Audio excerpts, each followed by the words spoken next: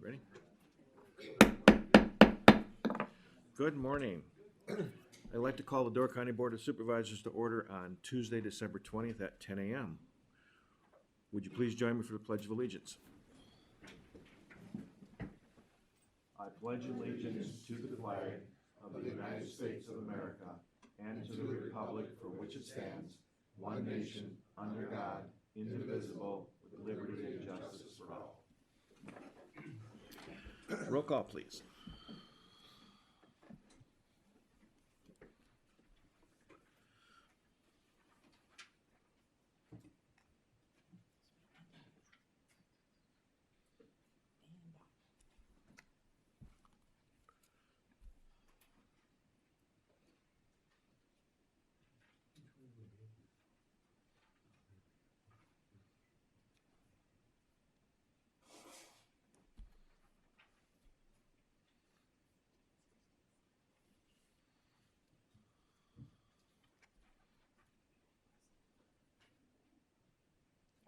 All 21? Okay.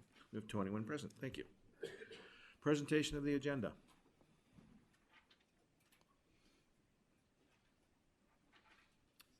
We have a motion and a second. All in favor? Aye. Correspondence. Any additional correspondence anybody wishes to add other than what's in the packet? Public comment. Ken? Sure. We'll start with those online. If anyone online would like to speak, you can raise your hand and I can give you the floor. So I'll ask two more times if anyone would like to speak. And for the second time, is there anyone who'd like to speak?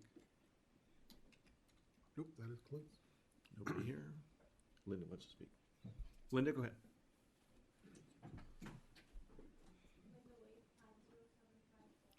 Oh, 1 second, Linda. I got the. It's not going on.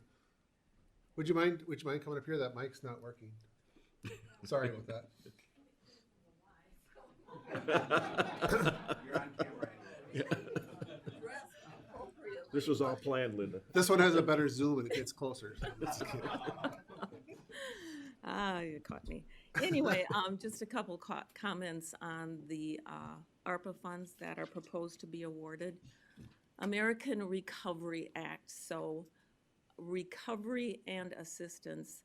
Just a little reminder that that was the intention of the fund, and I hope that the nonprofits, if they are awarded today this $263,000, that they use it in the spirit of a hand up and not a hand out. I was very pleased to see that the county did set criteria and parameters and took a close look at all of the applications. I was kind of surprised that only 13 nonprofits applied, but probably due to the requirements and the, like I said, the parameters. So again, as a hand up and not a hand out. And then most importantly, I would like to wish everyone a very Merry Christmas. Thank you. Thank you. Same to you, Linda. Anybody else? Is there any supervisor's response? Approve the minutes of the November 16th public hearing Budget County Board meeting. Motion and a second. Is there any changes, deletions, additions, comments, grammatical remarks, or other errors? If not, by voice vote, all in favor? Aye. Opposed? County Administrator. So, sure, for this month, as you can see, the memo's kind of changing. We'll see a lot of those projects are actually coming off the list, either completed or near completion. We still have some that are obviously will carry forward into next year. But then also, you'll also see the list of gift grants or donations that has been growing throughout the year.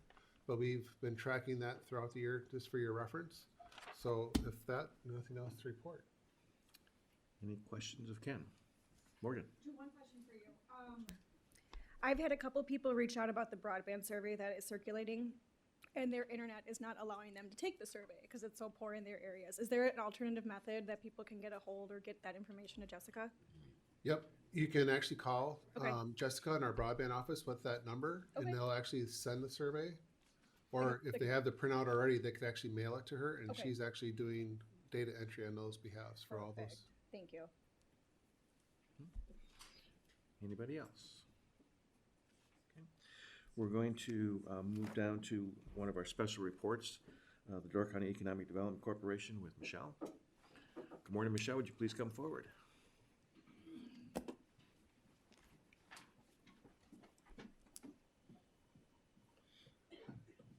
Good morning, Mr. Chairman. Thank you.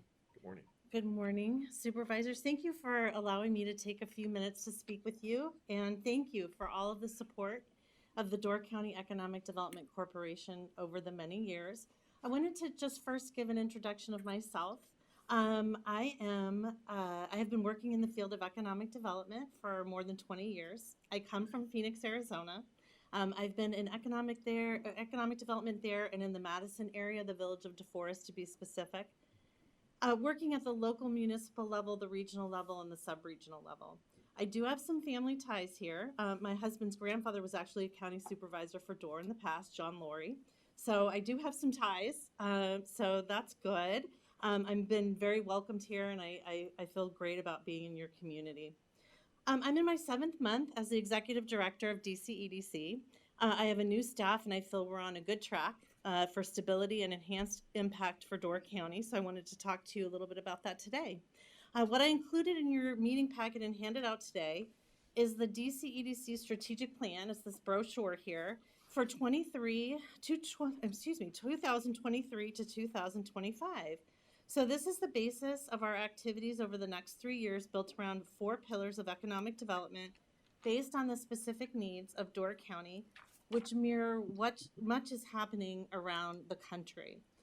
So over the past many years, economic development impact has really, as you know, been judged by number of jobs created, dollars of capital invested in a community.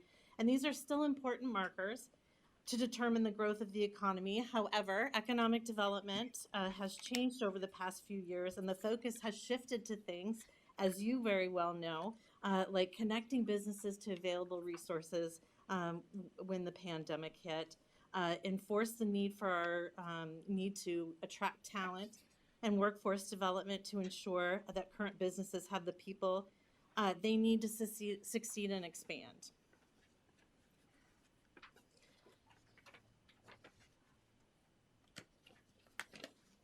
So the elements that are foundational to making sure these efforts work and are increasingly things like attainable housing, affordable childcare, and broadband capabilities. The County of Door has been in the forefront of all of these issues, and DCEDC wants to continue to increase in its effectiveness on tackling these issues. So I'm going to very briefly, I know you have a full agenda in front of you today, just review the 2023 to 2025 strategic plan with you today to discuss some of the successes of DCEDC in the past and how we were looking toward to the future. So at the executive summary, just wanted to tell you why this was done and how. We had in 2021, the organization convened a strategic planning committee to shape our work for the next few years. So this plan was informed by interviews of elected officials, investors in the organization, and community leaders across Door County. These stakeholders were asked, what are the things that DCEDC can have impact on, making sure that the organization is not spread too thin, therefore not having the desired impact on the most important issues for our citizens and our businesses. So the plan is therefore based on 4 pillars: business advancement and advocacy. How is DCEDC contributing to the success of Door County businesses in areas like workforce development? How are we helping to facilitate the connection between schools and business to provide our youth opportunities to stay in Door County? Entrepreneurial growth. How is DCEDC encouraging the development and sustainability of entrepreneurial endeavors in Door County? And that's making sure that we help businesses to start, but also help them to grow and to be sustainable into at least a 5-year period. So sustainable living. How is DCEDC focused on factors affecting the livability of Door County for all socioeconomic groups? And this is, of course, the issues that you're dealing with, that you work on, that we all work on, like housing, childcare, and communications. So communications and engagement is the 4th pillar. So how is DCEDC communicating first internally with Door County leaders, businesses, and residents. How are we communicating our impact regarding opportunities that exist in Door County and our efforts here? And then secondly, externally, toward attracting year-round residents and businesses to Door County. So those are the 4 pillars this is built on. It was in your packet, so I won't belabor it a lot of details, but I'll just kind of go through some highlights and talk about how we're going to continue to work in Door County to make an impact in economic development. So the second page is the DC-EDC history and successes. So since 1989, the organization's been in effect and has helped do several things to bring revenue to Door County, as well as help with infrastructure, revolving loan funds, and set up initiatives and programs. So just to highlight business advancement and advocacy, our objectives for 2023 to 2025 really is, I think everything stems from workforce development, right? So it all stems from making sure that we have the workforce that our businesses need to be successful, and that we have the opportunities that our residents need to have the type of jobs that they want. So that is the key number one. And we know to do that, we need to work with the businesses to make sure we know what they need specifically, very specifically, and how we get people into those positions. So, student engagement is a big piece of what we'll be doing, and what we have done in the past. We will continue to serve as a connection to resources for businesses.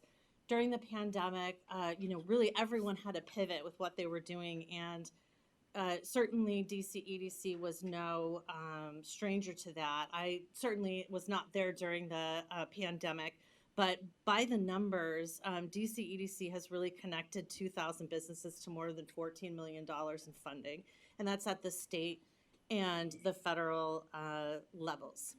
One of the things that we'll be doing that I've been working with Administrator Pavick on is the Door County Kewanee Legislative Days. That's coming up this April, this spring. That is something we hope to have public policy connectivity to our businesses. What do our businesses and what do our residents need, and how can we come together to help that happen in Madison? So you'll see at the bottom of every pillar page, I have some key progress indicators, and these aren't everything that we're going to be measuring, but these are just some progress measures that show that we're going to be able to report back to you on what we're doing and how it's impacting our community. And some of it's going to be very metric-based with numbers, but some of it's more survey-based with our employers. How are we doing? How are we matching people with you? How are we making opportunities for our residents to connect with you? So the quality of assistance provided to existing businesses, we're going to be surveying that for sure. Determining the annual growth in the revolving loan funds that we do due to the generosity of the Sturgeon Bay and the Door County revolving loan fund. We were able to administer that and help many businesses throughout the year. So how are we doing with that? How are we getting money out to the community, and how are we making sure it's being paid back? Analyzing annual activity between students and businesses. We've had some great success on doing that. We are going to create a new committee that we are going to have chaired by the schools and the businesses that are going to be able to say, what are things in addition to our youth apprenticeship program that we have that we can connect students to make sure they have all kinds of opportunities in the schools, but also when they come out and they know what they can do to stay here in Door County. So the next pillar, entrepreneurial growth, that is a pillar of what we do at DC-EDC. And we want to really do this in a programmatic fashion. So we are starting an 8-week training course starting January 24th with the UW Green Bay, and that is their Small Business Development Corporation. And we will be doing that in evening classes. So I will be putting some notifications out about that coming up here soon in the next day or so. And that is really to make sure, again, that businesses know where to go when they want to start. So they all ask all kinds of things, not just financing, but business planning. How do I get my idea from idea stage to paper and to formation? How do I get the financing? Of course, that's an issue. But how do I get permits? How do I get, so we help them kind of through that process to understand how they're doing. So, and I have many different kinds of businesses that come to me on a one-on-one basis that we do counseling for. But we also want to offer programs. We have a new entrepreneurial center that you can see there on the next page. We got a grant from the USDA to expand our conference center at the 185 East Walnut Street Center, Business Center. And so we're going to have programs that people can come to say, how do I do social media? I don't know how to do that. How do I get my business out there on all these things? And we're going to be doing that also with accounting help, attorney help, all of that sort of thing programmatically. So we do the counseling and the programmatic stuff, the revolving loan funds. We've had, right now we have 20 businesses that we have nearly 1.5 million in capital that's out there right now. And we're working to increase that. So with, to measure progress, what are the number of those businesses assisted and how do they track to year 5? Increasing the number of programs offered, as I discussed, and then diversifying the types of businesses assisted through our programs. We also have the business incubator, as you know, which our board decided recently. We want to make sure that it is programmed as an incubator. So our 20 tenants that are in manufacturing, there's about 8 in manufacturing and the rest are in office, that they are cycled through the building when they're able to go and move on to another building, that we're helping them do that's part of the purpose. It's a 5-year business incubator so that we bring new people in too. So we're working on that, and that's going well. I think in the past it had kind of operated as commercial real estate, which is good, but didn't have that incubator focus. And part of that is because there's not a lot of space out there. So we're working to make sure there's more space, and that is something we're working with Sturgeon Bay and other municipalities on as well. So sustainable living, that's all those good things that I know you're helping to fund with your ARPA dollars and all those things that are really at the fundamental stage of us recruiting people. So we know we have an aging population. We know that our population is not growing as fast as we might like, but we have reasons for that. And that is because the housing market is a little lacking, as we know, especially in the affordable range. So we're working to address that. And I think some communities have done a really good job at doing that. And I think it's just accelerating that and finding out how we do new things. There are things such as infrastructure that we need to address and things like that into building housing. So all of those things need to be addressed, and that's something that we're really working on. And as you know, there's other organizations that are working on that in Door County that you are funding, like the Workforce Lending Corporation, certainly the Housing Partnership, doing all really good work. We want to complement that and really kind of provide the umbrella effort so that someone that is looking for a home can know where to go and what all the options are, number one. But number two, to really attract developers to come in and maybe with some difficult properties, be able to come in and be able to make a profit, but also be able to bring affordable housing to our community. So that's a part of what we'll be doing this year with a developer tour as well, bringing folks in. So those sustainability issues, we know we have a need in the community of the, as you know from the United Way of Door County, the ALICE population, the asset limited, income constrained, but employed. And so how do we help those folks to grow and to get new opportunities to advance? Again, what's at the root of them not advancing?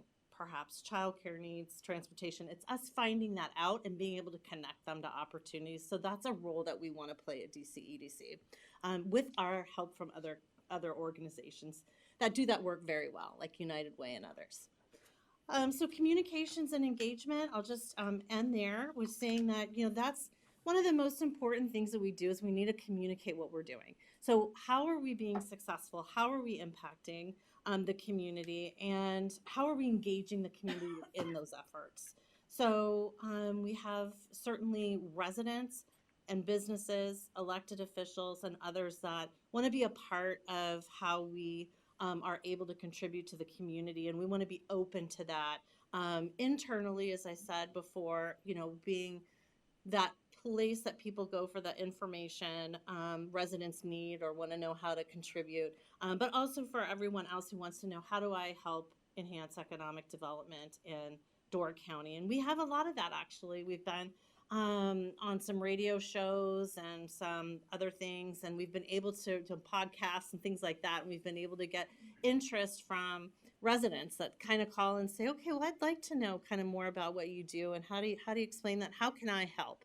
And so that's been really rewarding. And so I want to encourage that of the community that's out there listening and others to kind of talk about what is going on in Door County and how can we contribute to help with our efforts. And so I will just briefly say that we have some strategic issue committees that we have coming up that we're going to, that may have been involved at DCEDC in the past, or maybe new, some things that we're working on. It's really focused on workforce development, student engagement, housing attainability, and some public policy initiatives that we're going to be doing. So a lot of work to do. Again, month 7, I feel pretty good about where things are because of the support of you. Ken Pavick, thank you so much for your support of DCEDC. Certainly, I want to thank all of the members who have been on the board before and who are coming on the board. Todd Thays has been a great member. Thank you. Jeff Miller coming on the board. Thank you so much for being willing to do that, supporting our efforts, and making sure that we're communicating our impact to our members and our taxpayers, as well as to you as elected officials. So one of the things that I'll end with this, one of the things that we are looking to do is really provide a dashboard of successes to our board, and to kind of show these are the programs that we're going through, and here's how we're connecting these people and doing some of these things, so that you have the confidence that you can go and say, this is what this organization is doing and it's effective. So that's our goal. And we look forward to continuing to work with you. And I'd like to take any questions or any thoughts. Any questions for Michelle? Todd? I don't have a question, just a comment. I didn't push my button, so I apologize for going about that the wrong way. But I've been involved in Door County economic development for a number of years, as has Jeff, rejoining the board. And I really, the county, whether you know it or not, is the largest investor in DCEDC. The purposes of DCEDC has changed and evolved over time, as we all know, as the county had different needs, and Michelle has commented on here now. I went from the public sector being on the board to now, obviously, on the county board, the designee on behalf of my fellow colleagues here to make sure the business of the county is being attended to. I want to compliment Michelle openly in front of my fellow county board members here. It is only 7 months. She arrived, to no fault of her own, to an empty office, no staff. And within 7 months, she's not only quickly assembled a very good path toward the needs of our county here today in a means and a manner I think that is easily understandable. Took a lot of input, and not only took the input, but did things with it that led us to where we are here now today. So you should know that we are in very good hands, and that doesn't come easy from me, trust me. But Michelle has done a great job, and I think as she continues along as she is here right now today, there are going to be great things for DCEDC, and our investment is in very good hands. So. My goodness, thank you so much, Supervisor. Alexis, did you have anything? Okay, thank you. Anybody else? Great. Thank you for your time today, and I'm always available. You have my contact information. Thank you so much. Thank you.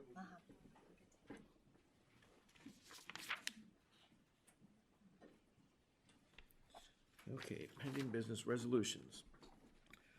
Resolution 2022-100 in memoriam of Neil DeBaker. Mr. Fisher.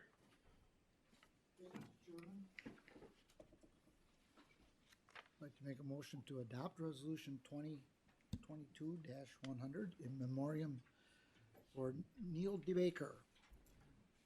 You want me to read the whole thing right now? Yes, please. You got it. To the Door County Board of Supervisors. Whereas Neil DeBaker passed away on November 24th, 2022, and whereas Supervisor DeBaker was first elected to the Door County Board of Supervisors in April 1998 and served through April 2002. He was later elected and served from April 2008 through April 2012 for a total of 8 years on the county board.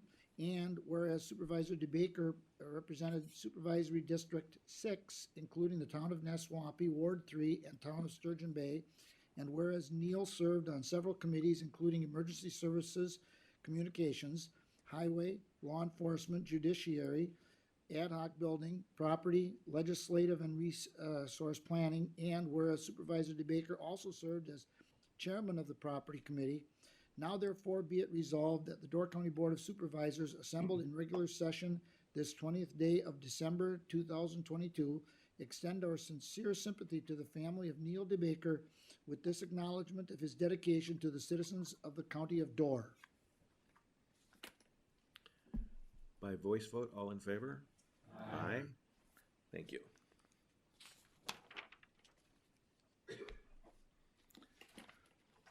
Resolution 2022-101, appointments to county board subunits, CCS, CCST, COP, Housing, Veterans, DCECD, and Broadband. Dave Engelbert. To make a motion to approve Resolution 2022-101, the appointment to the county board subunits. There's a number of appointments. Those are included in the packet. The appointments are made either by the administrator or the county board chair, subject to our approval. Any questions? By voice vote, all in favor? Aye. Opposed? Carried. Thank you. Resolution 2022-102 in support of increased county child support funding. David? Resolution 2022-102, supporting the county child support funding. Just a month or two ago, we had a report on our department, what excellent work is doing. It seems that the federal government has reduced some of the funding that's available to the county, but it's really essential. The department works with both parents, supporting thousands of children across the state with millions of dollars. And there's an we'd like to try to obtain more funding for the program throughout the state. There's almost a matching of $1 to $2 of federal money for some of the programs, and this is an effort to get support from the state government. Do you want to add anything, Ken or Sean? You did an excellent job. No, if there's questions, I can certainly answer them. No questions. By voice vote, all in favor? Aye. Opposed? Carried. Resolution 2022-103, Door County Historical Museum material donations and policy revision policies. Dave Engelbert.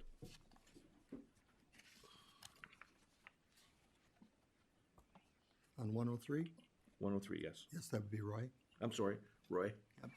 Thank you, Mr. Chair. I move to move resolution number 2022-103 for approval of the museum material donations and policy revision policies. The information is there, the simple revisions restating the new policies that haven't been updated for a while. They're updated now. Move to approve that. Any questions?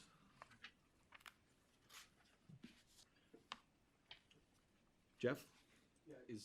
I think you mentioned, make sure I'm clear, this is just like you're going through so many different policies. That's all that's taking place here, right? There's nothing significant that I saw in there. I didn't see the old one, so. I'm assuming it's just what you're going through on all of our policies. Actually, this was brought forward by the museum itself. They felt that they needed to sit down and clarify their donation policy. They have a goal to make sure that materials that are donated are Door County specific, they're historical in some way, and they wanted to put down in a policy the guidelines on how they are going to be accepting or choosing which items to accept. As a counterpart to that, there's also a policy revision policy, which indicates how the museum's policies will be revised. They feel that it's important to periodically review these and have committed to once every 5 years review the policies to make sure that they are still in line with the practices of the museum.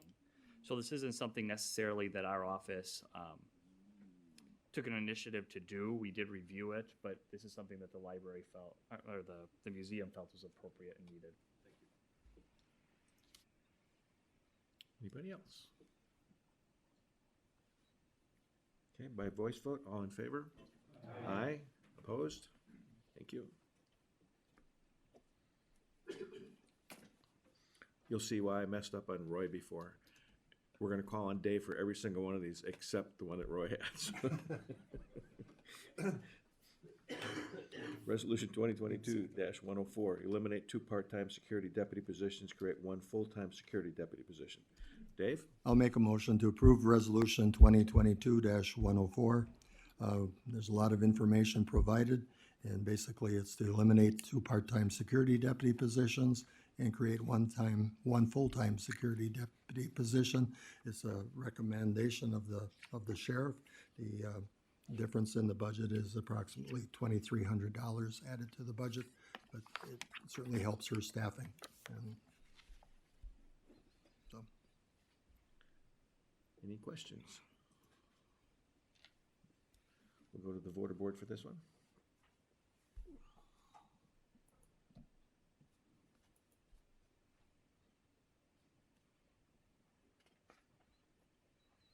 This passes a majority vote of 21 yes. Resolution 2022-105, Public Safety Communications, Staffing, Recruitment and Selection, and Retention. David? okay, I'll make a motion to approve Resolution 2022-105. The staffing at the communications center, the dispatch, has been a problem for ongoing. That information's all provided in this packet. There's a number of efforts going forward to try to recruit some new workers and retain those workers. There's going to be some additional costs involved with the pay increases from the financial side, but those are should be covered by unspent allotments to the salary of that department for the last couple of years. And I'm certainly, Ken or Dan Kane can add some additional comments to this. Okay. Dan, do you want to add anything?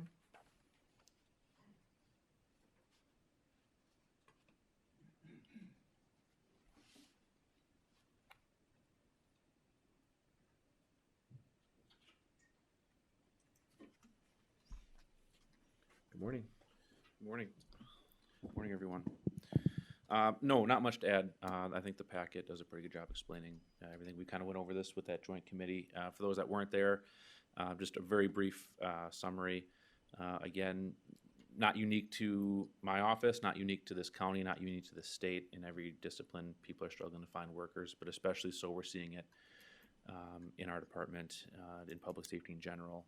And this is one of the things we think that could really help put specifically the 911 dispatchers in a category with other public safety agencies, make us more competitive in the market, and put us in a place where our staffing, since I've been here 5 years ago, has been teetering between survivable and critical, and will put us in a place where we can finally be stable, which in this role is vitally important, obviously, for public safety. So I'll take any questions. I don't want to get too deep into the minutia of it. I'll take any specific questions you have if you weren't there and want to know more. But Dave? Yes,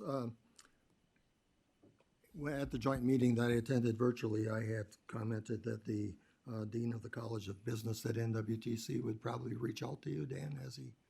yes, she has, and I'm working with her. Okay. Yep. I looked at it as perhaps an opportunity to work through NWTC, trying to get some training, some interest in the positions, maybe through the College of Business and not necessarily the law enforcement program. So I can tell you that since the ad, Pulse did a story on this.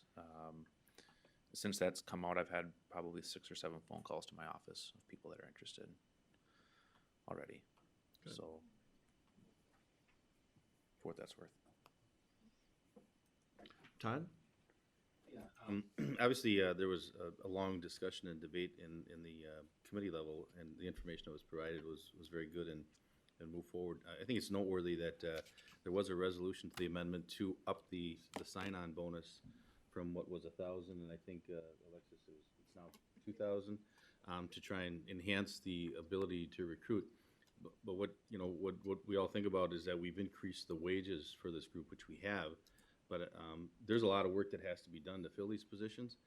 It's not, I don't think money alone is going to solve this, so there was a number of things that were talked about at the committee level that really are essential, and I'm not sure who's going to drive that, obviously probably HR, and, you know, Dan, yourself, but some of what, you know, Supervisor Engelbert was talking about and reaching out to NWTC and these other things are really essential, and it's going to, money isn't going to solve this alone. It's the really hard work that it's going to take to put this sector of Door County's business in a light where people want to join. It no longer should be a wage issue. It shouldn't be, I don't believe.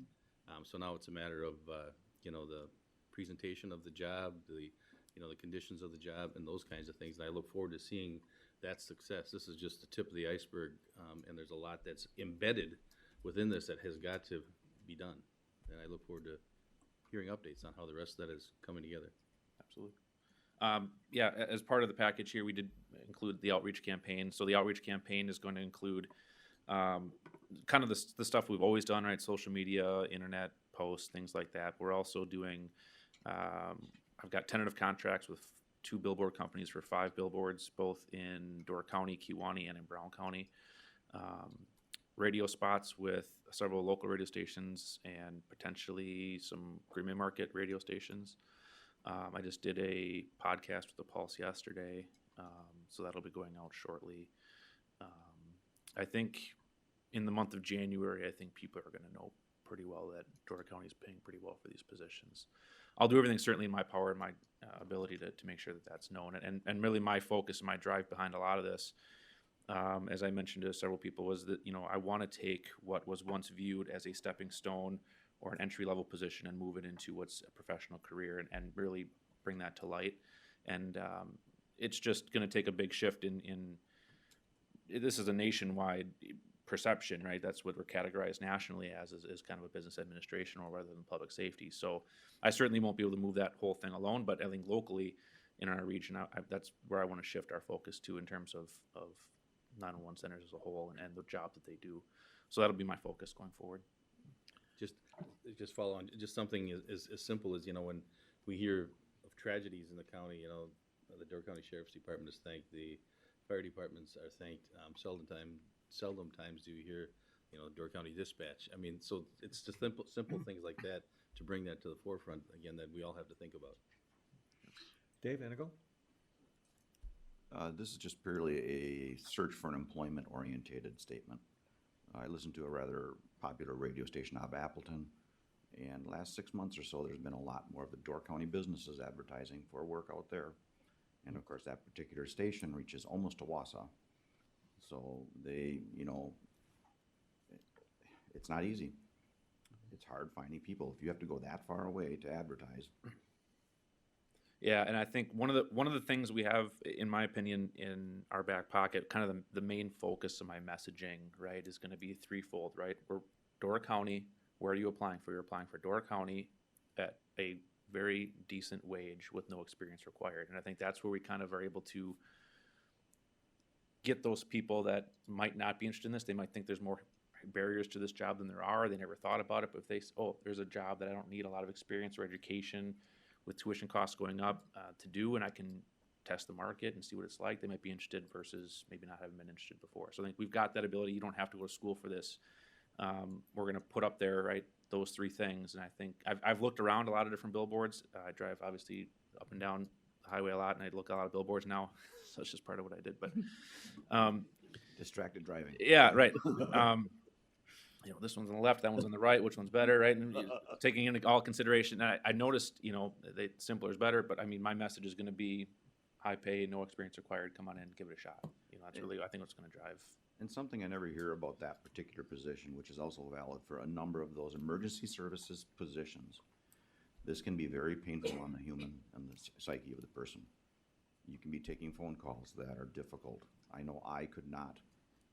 I was asked multiple times to be a first responder, and after a semi-close friend was one of the responses down the road from me. No, I know my mind would not, I'd be able to deal with the event, but my mind would not let it go. I'd be always searching for what I could have done. Dave question. Engelbert, I'm sorry. Yes, I guess maybe just to expand a little bit on what Supervisor Thais brought up, the sign-on bonus, it's listed as a note on the page, on the impact page, and I was supportive of it. I guess I still am, but it's not shown in the additional costs. Given that we're increasing the salary so much, I wouldn't want to look at this maybe as a sign-on bonus as much as maybe kind of a retention payment over a period of years, 1 or 2 years or something longer. Trying to keep those workers that have come on board and that we're training, and trying to keep their interest there and use it in that fashion if at all, so. Just to respond to that one, we advertise it as a sign bonus, but it's not signed and here's your money. It's this is your potential over a period of time, and we have it broken down. I think over 18 months is what they're looking at. Or no, Kelly's nodding her head, but we're working on that part. But it's not given all up front. It's the ability to get that if you come work for us. But it's still considered a sign-on bonus in that if they come work for us, they're going to be provided this benefit. But it is over a period of time. Anybody else? We will go to the voter board. This does require a 2/3 vote.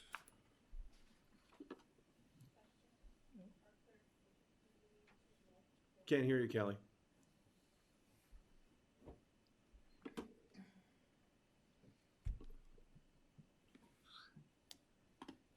That mic's not working. Up front or on one of the ones that light up? I'll just talk really loud. Clarification on the shift differential, as what's reflected in the packet in the memo, it was increased at the joint committee level. Do we need to clarify that? It's part of the addendum already included with the new rates. Yes, it's in the packet as addendum, so any of the changes that were made at the previous committee level was actually included in the addendum as amended by that committee. Okay, we're ready.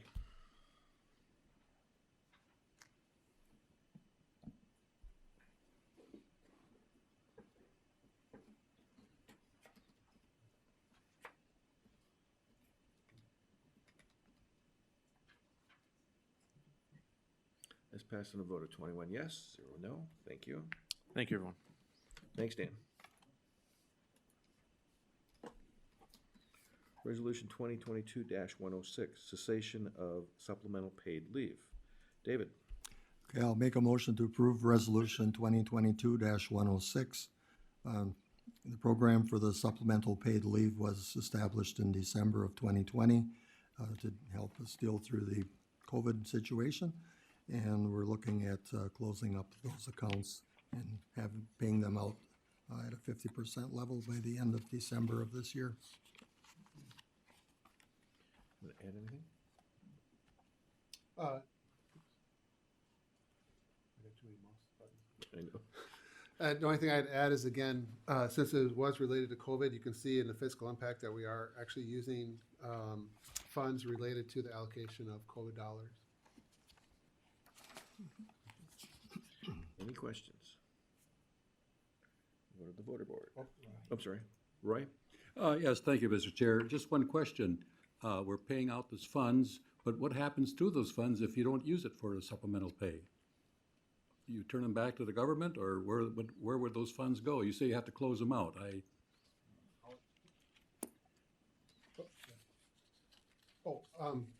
So again, we have until 2026 to expend the funds, but what we're trying to do is close out our supplemental paid leave that we have on our side of the house, on our books. Again, it's seen through the auditors as a liability. And again, now that, what we explained at the committee is now that we're kind of transitioning to where we're still following the protocols of COVID. COVID's, I guess the way you deal with it is similar to like the flu. So again, we're trying to transition back to our regular either PTO time or your sick time, depending on if you're represented or not, and then getting this off the books in that fashion. So that's why we're trying to move forward with this. I guess my question was, what would, if you didn't pay this out to the employees, where would that money go? That's my basic question. You're saying you're closing out that fund.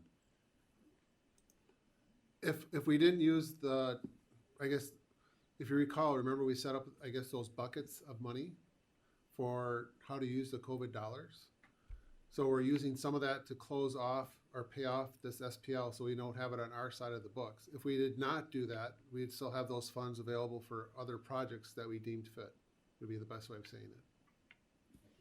Hugh? Yes, that was a similar question, is if it's open, can't you just close that out without using any ARPA funds? You know, what's the process of closing it? To me, this is, you've got a certain amount of paid time off dollars available that aren't going to be used. And so the question is, those money either go back to a general ARPA fund that can be used for all sorts of uses, right? Mm-hmm. Childcare, Mm-hmm. mental health, all sorts of things. And so the question is, why would we have to apply that as opposed to just closing out that paid leave opportunity and not have to spend those ARPA dollars at all in this instance?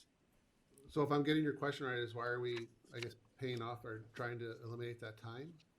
Or Well, where- I or understand where are we eliminate using that dollars? time, but why do you need to expedite dollars in order to do that? Why are we paying out 50% rather than 0? Zero. Right. Yeah. So we had talked about that at the committee level. So we provided options. So there was an option of you pay it out full. There was the option of do nothing. I mean, in other words, take it off the books. But again, and then we provided the option of 50% or a different percentage.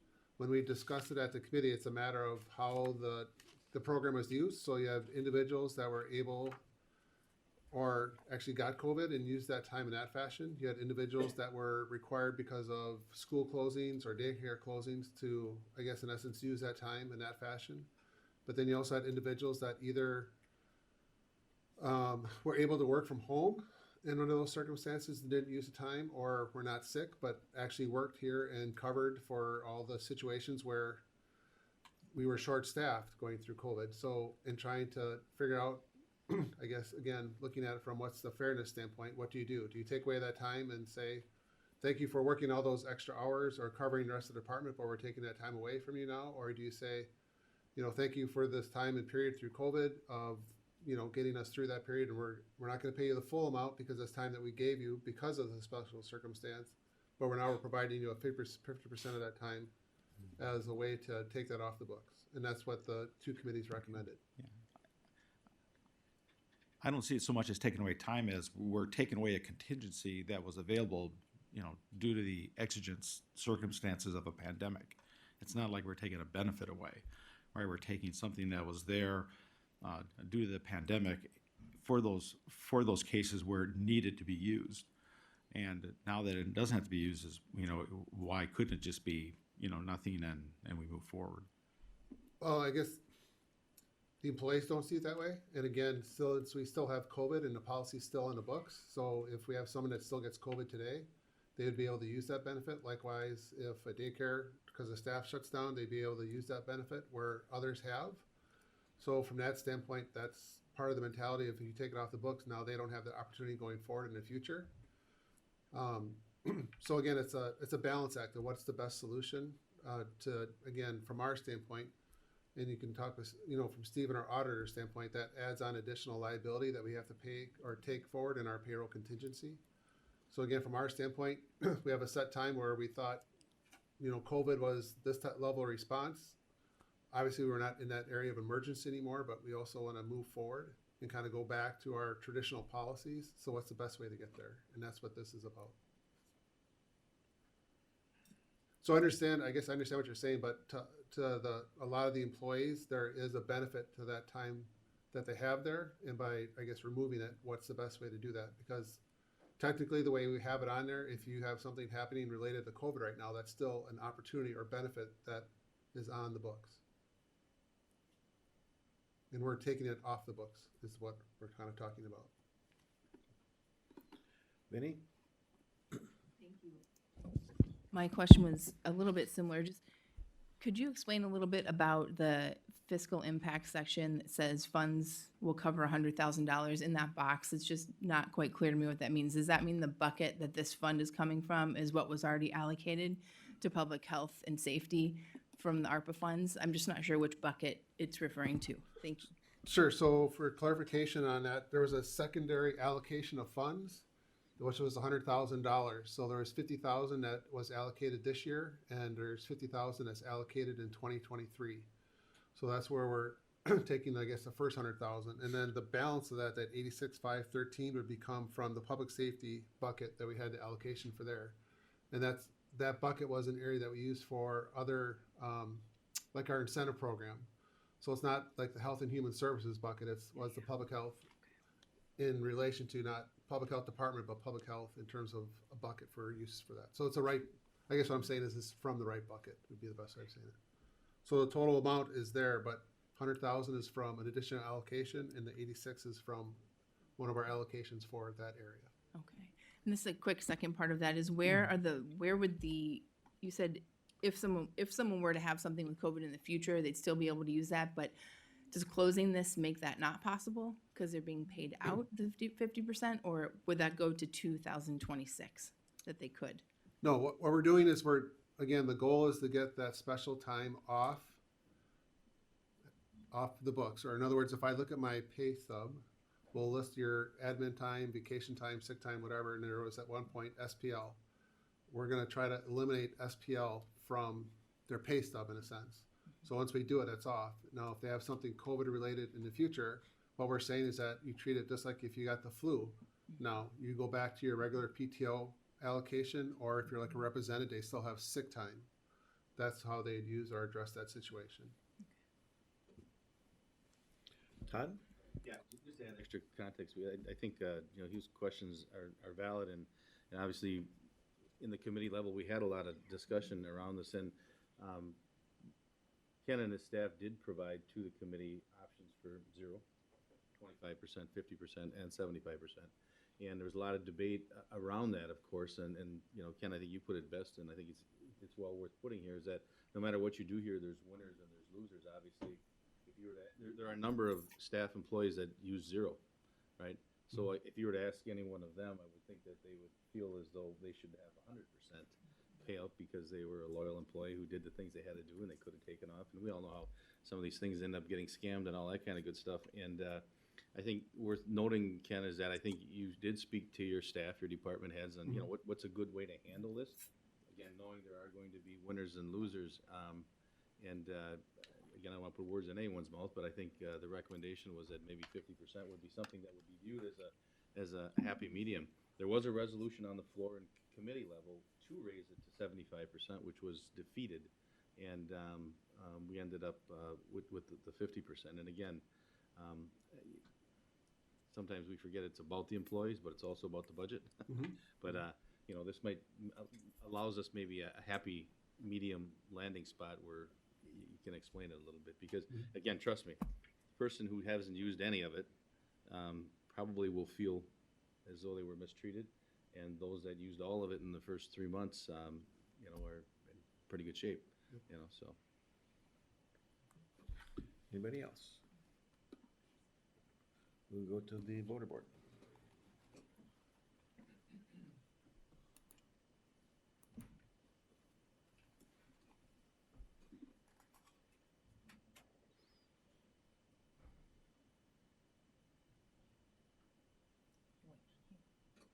There we go.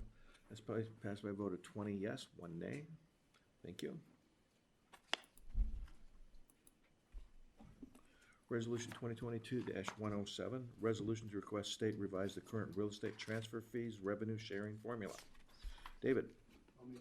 Approve Resolution 2022-107. This resolution was brought forward by the Register of Deeds, Gary Petersilka. There's a little explanation of the history that it used to be a 50-50 share with the state, the fees that were collected on the real estate transfers. It changed to 80-20, and this is a consideration that if we go back to a 50-50 share, if we were given that opportunity by the state, it could give a substantial amount of money in support of local government. The request, she had, if I recall, was that some of it came through WCA, that it might be a way of getting some additional monies to the counties. And we're asking that the resolution be sent to the governor, and perhaps he could include it in his budget and see what happens in that regard. So it's an attempt to get some additional dollars to the county. Questions? Do you have that one loaded up or not? No, I can change it. No. it's fine. No other questions? Okay, by voice vote, all in favor? Aye. Opposed? Carried. Thank you. Resolution 2022-108, use of ARPA FRF grants to nonprofits. David? I'll make a motion to approve Resolution 2022-108. This has been a long process. It kind of started with the public hearings that we had a few months back on where the ARPA funds could be used. We talked about monies to nonprofits, and out of that came an application process, and the Health and Human Services Board was recommending going above the amount that was set at that time, in which there are dollars in reserve and also dollars in the allocated to other aspects of health and human services. Credit to the department. It took a lot of work to work through this application process. It seemed simple at first. I know in my mind it was like, what agencies might you be able to provide some funding that is services that the county is utilizing and saves money on some of the programs that we're running. Well, this is the list of those that applied, and it's being done in a kind of a beneficiary sort where they're given a grant, and it's involves less review by the finance department than if all vouchers came in one at a time and everything had to be approved, because any of these sharing programs have to meet the ARPA guidelines. Any questions? We'll go to the voter board. This does require 2/3.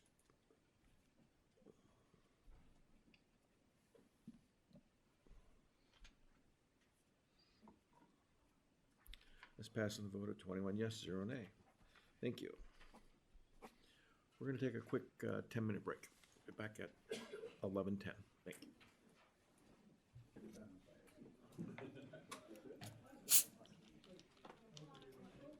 Keep on doing. I'm trying to. Give us some you can. Yes, I do.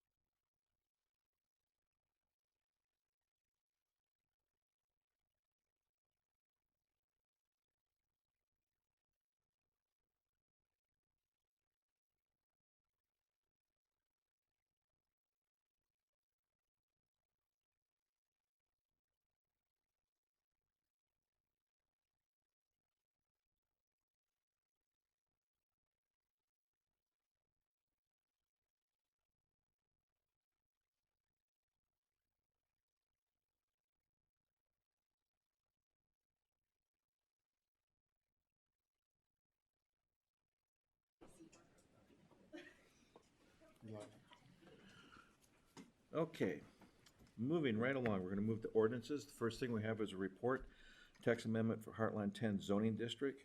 Dave Enigal? So I made a motion to accept the report as presented. The director is, I'm sorry, I made a motion to accept the report as presented. The director is here, but I would ask that people hold their questions until the ordinance comes up.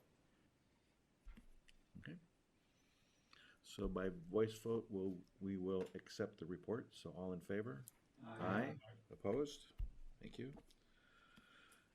Text amendment Heartland 10 zoning art district 2022-14 ordinance. Roy?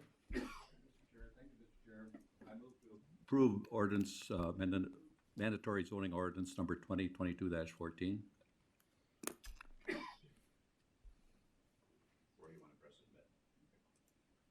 There we go.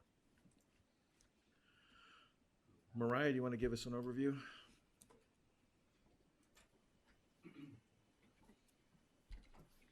Morning. So a text amendment is a change to the regulations in the zoning ordinance. In this case, it's been requested by the town of Liberty Grove, which is one of the 9 towns that are in comprehensive zoning. And whenever there is a text amendment request, it requires by state statute a hearing at the Resource Planning Committee level. They have 3 options, which are the same options that you have this morning, which is to approve the text amendment regulation as it's been proposed, to deny the regulations, or to recommend a modified version of the regulations. So the Resource Planning Committee held a hearing a handful of weeks ago, recommended to you approval, and then that's where you stand today. The actual amendment itself, we have a series of zoning districts called Heartland. So there's Heartland 3.5, Heartland 5, and Heartland 10. The uses that are allowed right now in all 3 districts are exactly the same.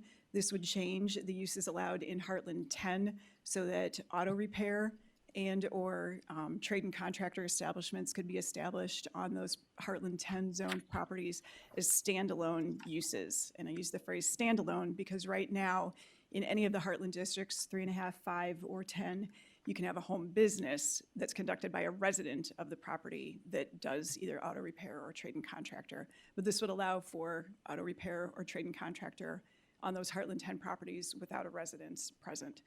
As I said, Liberty Grove petitioned for the request. At the moment, they have more than 99% of all the land that's zoned Heartland 10. There's 1 lot right now in Bailey's Harbor that's zoned Heartland 10. There are many other towns that have Heartland 3.5 or Heartland 5 though as well. But I can take questions, I guess.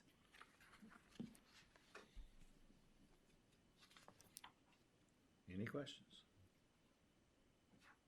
Joe? I guess Sorry. They just popped up in the, Bob? Joel can go first. I'm still formulating my question. Okay. I guess my comment here is not directly related to Mariah. I'm just gonna say that the town of Washington does not have any heartland, so it was an issue that really was a moot point for that. However, they did discuss and debate it at their committee level, and the town board denied their recommendation of approving it. So on that, I will not be supporting this.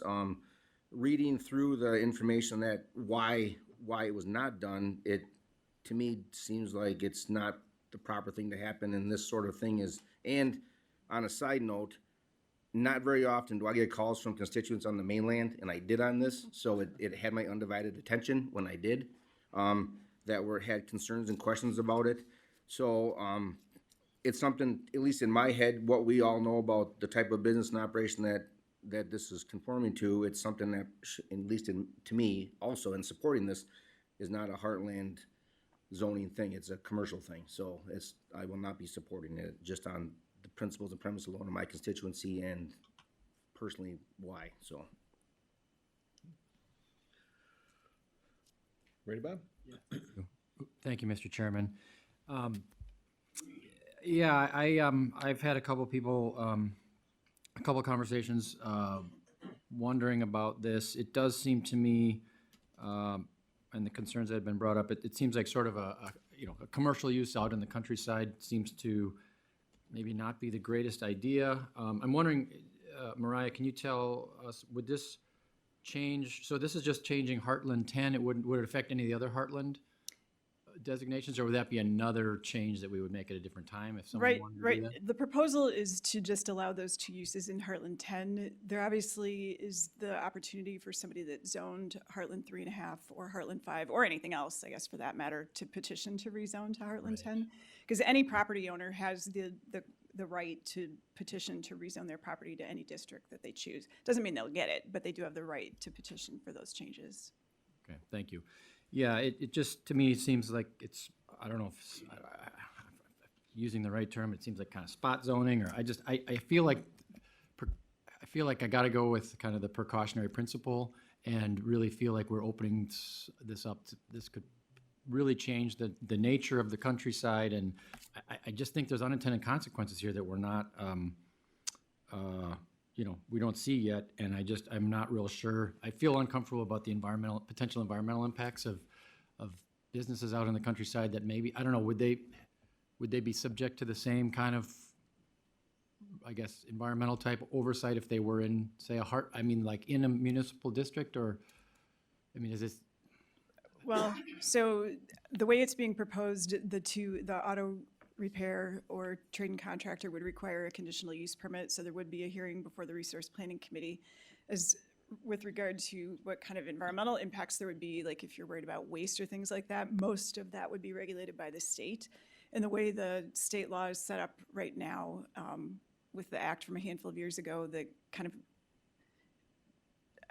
in more detail, I guess, outlined how conditional use permits are handled. The Resource Planning Committee, if there's a conditional use permit in front of it and there's a state regulation about a particular issue, the RPC is not allowed to put a condition on the permit that's more strict than that state regulation. But there would be those presumably state regulations about, waste from auto repair or trade and contractor establishments. I appreciate the information. Yeah, I just in general, this seems like there's unintended consequences here that we're gonna regret later. I'll be voting no. Thank you. Vinnie? Thank you. If this is possible, can you go through like what the difference would look like between a typical Heartland development and then having commercial? It would follow all the same commercial as far as amount of impervious surface, vegetation removal, tree screening, like how could and kind of what a scale of a project, is there any limitation? Like if a contractor, it just seems, I don't know the rules in that, like if a contractor creates a business there, is it a commercial development to the same scale that zoning allows commercial development everywhere else? So the setbacks wouldn't change for the Heartland district, and I didn't bring my ordinance down, but I want to say off the top of my head that Heartland 10 is somewhere between like a 30 and 50 foot side yard and rear yard setback. The road setbacks are dictated based on whether it's a private, town, county, or state road. The impervious surface allowance in the district wouldn't change, with the caveat that, and this isn't just for these particular uses, but a handful of years ago, we did actually change the zoning ordinance to match the state shoreline standards, where we do still have an impervious surface number associated with each zoning district, but if you do a stormwater runoff control plan to treat the waste over and above that percentage of impervious surface, then you can go up as high as you can within the confines of setbacks and density. So I guess there's not an easy answer to your question. It would kind of depend on the property and how big it was and that kind of thing. As far as like what's allowed now, a home business, we do have square footage limitations for those businesses, whether it's auto repair, trade and contractor, or whatever it is. And those are dictated by the square footage of the house, or if there's any existing outbuildings that are already there and have been there for a while, then they get to use that whole building. So that, I guess, would be the difference in scale, would be what would be allowed under the home business, which is more or less proportional to the house and the existing buildings. So would there be any limitation if there isn't a home and it's just a business going on a vacant piece of land, or a home being converted into a business but not a residence anymore? It's hard. I think it's hard to imagine what that could look like, where now we know like Heartland looks like a home business is a home and it's connected to a residence, where without that residence, wouldn't it look like a commercial business? It could. I mean, we don't have, as far as like design standards or anything like that, the county zoning ordinance has very little. I know some of the towns have started talking maybe about design standards. And there is obviously at the Resource Planning Committee level, sometimes discussion about how a particular project is going to look as part of their review, but we don't have hard and fast design standards about how something would look. So, yeah, I mean, it could look like a house, or it could look like a barn, or it could look like whatever type of business they're putting up. I have a clarification question off Vinnie's question. If there was no business or there was no house on that Heartland 10, and somebody came to put a commercial on it, a commercial business on it, is there a limitation to the size of that? No. So it could be 9 acres out of 10 acres. If they could meet all the setbacks and impervious surface, like with the stormwater plan and height and parking and, but yeah, in Okay, theory. so no limitation on, quote, the size of the business, so, Correct. okay, thank you. Ken Fisher. Thank you, Mr. Chairman. I listened to the hearing, you know, as a member of the committee. And when it was all done and we were voting on it, nobody made a motion, either for or against it, so I made a motion for it. Nobody seconded that until Mr. Enigo made a motion and did state that he was seconding it for discussion purposes only, which is fine. It got it on the floor for us to talk about. And I did vote for it. But since then, I've gone over the data, I've gone over the information, I've replayed in my mind the different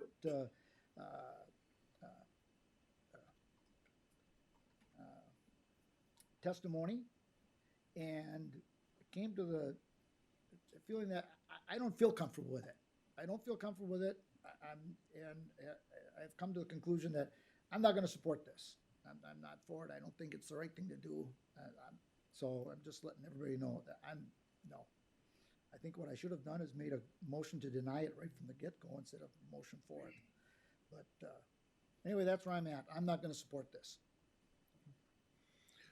Todd. Yeah, thank you for that, Mr. Fisher. That was going to be somewhat my question. This is a hard one. So if I understand this, the Township of Liberty Grove has approached the county and asked for this, correct? Correct. And the resolution in front of us says that it's recommended by the committee, and obviously Mr. Fisher here has restated his position. What was the vote at the 4-1. 4-1? 4 in favor, yeah, obviously. Yeah, and what was the, again, to me, it's hard to go against the committee. They've done the work. So it comes in front of us now, and there's some question, but it'd be good to hear what the compelling argument was to vote in favor of this when it sounds as though it's a little bit out of context to the community and what they want, you know? I don't know. Maybe that's rehashing things that we shouldn't rehash at this level of county board, but I have a lot of questions on this too. Again, drawing to the fact that the town board has came and asked the county to change it, that's kind of a pretty big deal, I think. I mean, I don't know if any of the committee members that voted for it want to speak up. I guess Kennedy did, but for whatever reason, the way the state statutes are written, we don't put in the report reasons for approving. If they had recommended denial, then we would be required to list reasons. So, and I can stand here and try and recall, but I don't know if. I'll be speaking later. Oh, okay. Hugh. So. Yes, I was the one dissenting vote on that, and a couple things. One is, in the current version, you can have a business there, but you have to live there, and there's nothing like accountability when you live on the premises. You have to sleep with with what you built, and so that creates a level of accountability that in this rezoning amendment you would lose. And Sevastopol didn't put in a written item on here. I serve on their plan commission. I'm the vice chair. And some of the things that they're putting in there is going to get this kind of closer to countryside is what we have here. And one of the challenges that we have with Countryside, and it's been, is a matter of enforcement. This is a conditional use permit, so the town can put all sorts of restrictions and other things on there. But at the end of the day, when there are challenges, the one that we deal with in Sevastopol a lot is vegetative screening. And we heard about it at the budget workshop in September about, the land use teams does not have enough resources, especially for enforcement. And we know that other towns that are under county zoning have raised concerns about having enough resources from a land use to help them with zoning matters, and enforcement is one of the big ones. So this is going to create, I think, even more pressure as well for the town of Liberty Grove and for the county in order to do enforcement. And so, I voted no because it's tough for enforcement. The fact that you can do this, but if you live on the property, and that creates more accountability in the current aspect of way the zoning is enforced today. Thank you. Roy? Oh, thank you, Mr. Chair.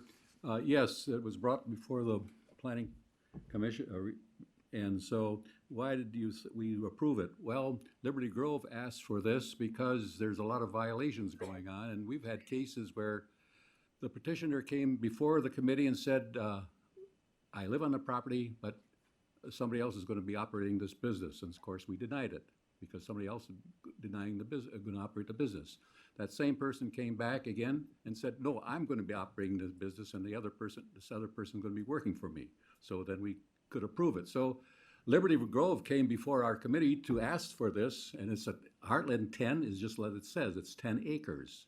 And so there's a lot of violations, according to Liberty Grove, that's going on right now. So they're trying to clean up this, and that's why this is before you today. I'd like to add a comment to that. To our knowledge, in our department, there's only one violation right now as far as someone running a business like this without a home there, and I think that's what prompted this request from the town. The other thing is that, yes, Heartland 10 is a 10-acre district for new lots, but there's who knows how many grandfathered lots. That's true of any district. Any zoning district has, it's not like all the lots are actually necessarily 10 acres. So. Vinny? Cancel mine, thank you. Okay. Morgan? Sure. As part of that committee, I also voted yes initially, based on the testimony that was provided at that meeting, which was lengthy. In addition to that, the conditional use permit for those two uses joins an existing list. It's not the first two uses that are available. So it's joining breweries, wineries, assembly hall, art galleries. There's a lot of other uses that are conditional use in Heartland 10. That said, I'm with Supervisor Fisher, where I have thought about this. I do think that I will be not supporting this anymore, just because I think that auto repair, the contractor is better suited as a home-based business in Heartland 10. So from the meeting, there was a little bit different perspective. The testimony was lengthy, and it was, some of it was fact-based, some of it was very passionate, but that is where I stand coming out of that meeting. Thank you. Thank you. Bud?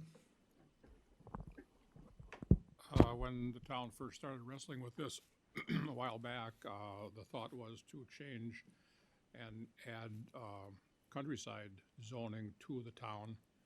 However, when you look at countryside zoning, if my calculations are correct, there are 17 additional uses that are not allowed in the town right now, which would mean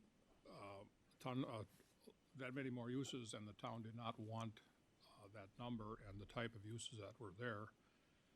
We've had requests in the past for different, these two types of businesses, the trade and contractor establishment and auto repair, and like Mariah said, they've been, the auto repair has been allowed under the home business.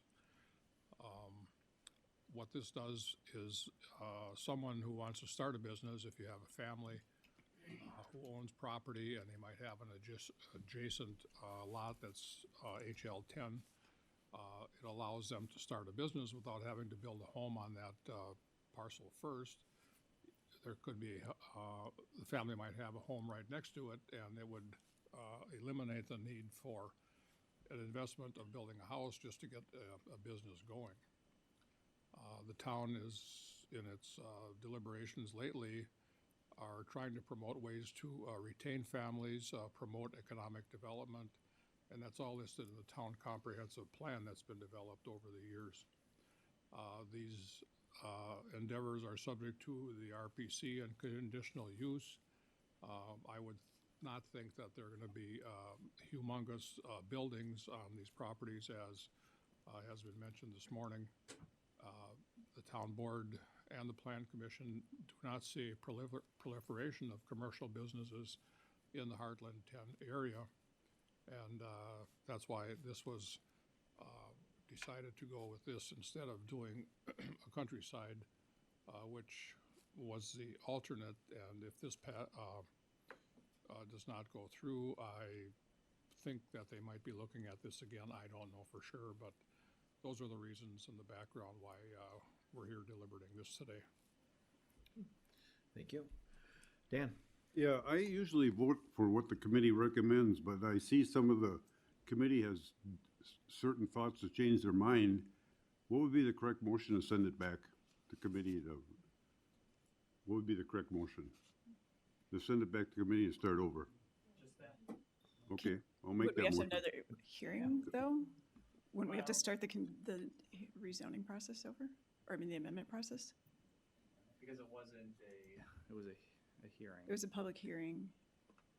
with the Not class necessarily a two members. public hearing, the deliberation of what, you know, the reasons they voted for it now seem to have different thoughts on it, so to back it up and have them go back to the committee and I mean, I guess that they could always come forward with another request from the town if it was struck down today, if it was different. Right, so, yeah. That might be the in- more appropriate way. Yeah, to in the deal with it. zoning ordinance, if, I gotta think how this is worded.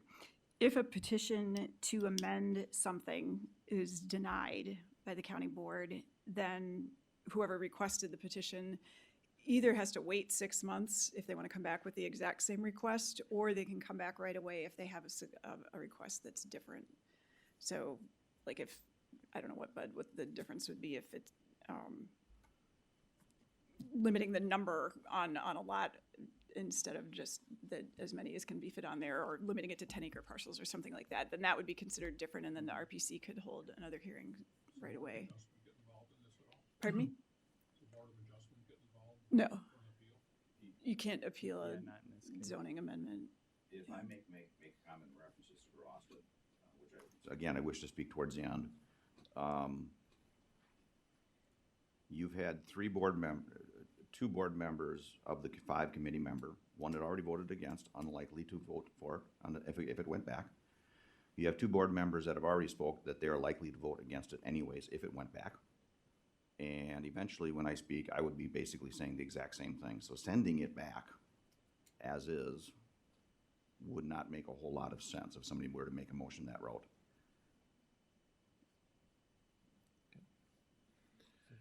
Vinnie? So someone can have an auto repair business in this area, Heartland, with a variance process. How, or no, Not with a variance. They can do it as a home business with a conditional use permit. okay, so they still have to have the actual home there. I understand that. So, okay, another scenario, I'm just saying, what are the other ways this could happen? Like for what Walter was saying, maybe if someone, that scenario he gave, they could also have something changed with their property line. If they live right next door to a parcel, they could ask, what are the other routes someone could do this? And then if, I'm just seeing if there's another way, if there's 1 or 2, this isn't, multiple applications. Well, I guess if somebody owned a Heartland 10 property that was next to another Heartland 10 property that they owned, and the one that they lived on wasn't big enough to put the business on, they could combine those 2 lots and then apply for the home business under those rules. I can't think of, I don't think there is another option outside of the home business right now. Thank you.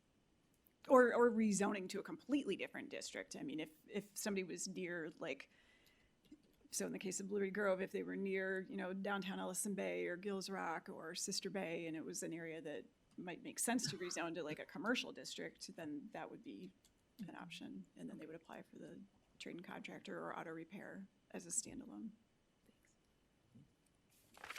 Nissa? Okay, thank you. So having grown up and spent roughly half my life in the Sister Bay, Liberty Grove area, what kind of killed this for me is that the statement that already one business was already not in compliance in doing this. It looks like the town is changing the zoning to not have one business that's not, the only business not in compliance, to change it so they're now in compliance. And that just, I don't see that as a reason to change the current zoning. If somebody already broke the rules, why say it's okay now? That's why I kind of killed the idea and my interest in voting yes. Thanks. David Engelbert? Yes, I guess I'm a little confused with all the conversation taking place here. We have Supervisor Fisher saying he was totally behind it, now saying, well, I looked at the information. I'm not trying to judge his opinion on this, but he didn't really tell me what he saw that changed his mind. We have Supervisor Combs telling us Liberty Grove would like this change. They're the ones closest to this request, and they're asking for it. Representing a couple towns that have our own zoning, we're not under the county zoning. We don't have a community sometimes or village where some of these businesses can be located. So we have a number of businesses that do happen to develop out in the rural area. I can't tell you which district it might be, but sometimes they start out doing some landscaping or snow removal, and all of a sudden it's growing a little bit bigger. Maybe it is auto repair. Sometimes there's a home associated with it. Because there's a home there doesn't necessarily make the business look any more attractive if you end up having a number of vehicles parked in the lot. But it's something that the rural areas, I guess, often accept. It's a business is needed in those communities too. Sometimes it starts out that farming isn't so profitable, and a sideline develops from some of their abilities that they have there. I see Liberty Grove asking for this, and I think I would support them in their request. Anybody else? Dave? So I'm the chair of that committee. As you noticed, I did not make the motion to approve this amendment because myself, like several of the other board members of that committee, have had a longer opportunity to think about the testimony given, the documents provided, the scenarios that are there. I will also be voting against it now. I think that had we pushed this off to the next meeting, there's a high probability the vote would have been different.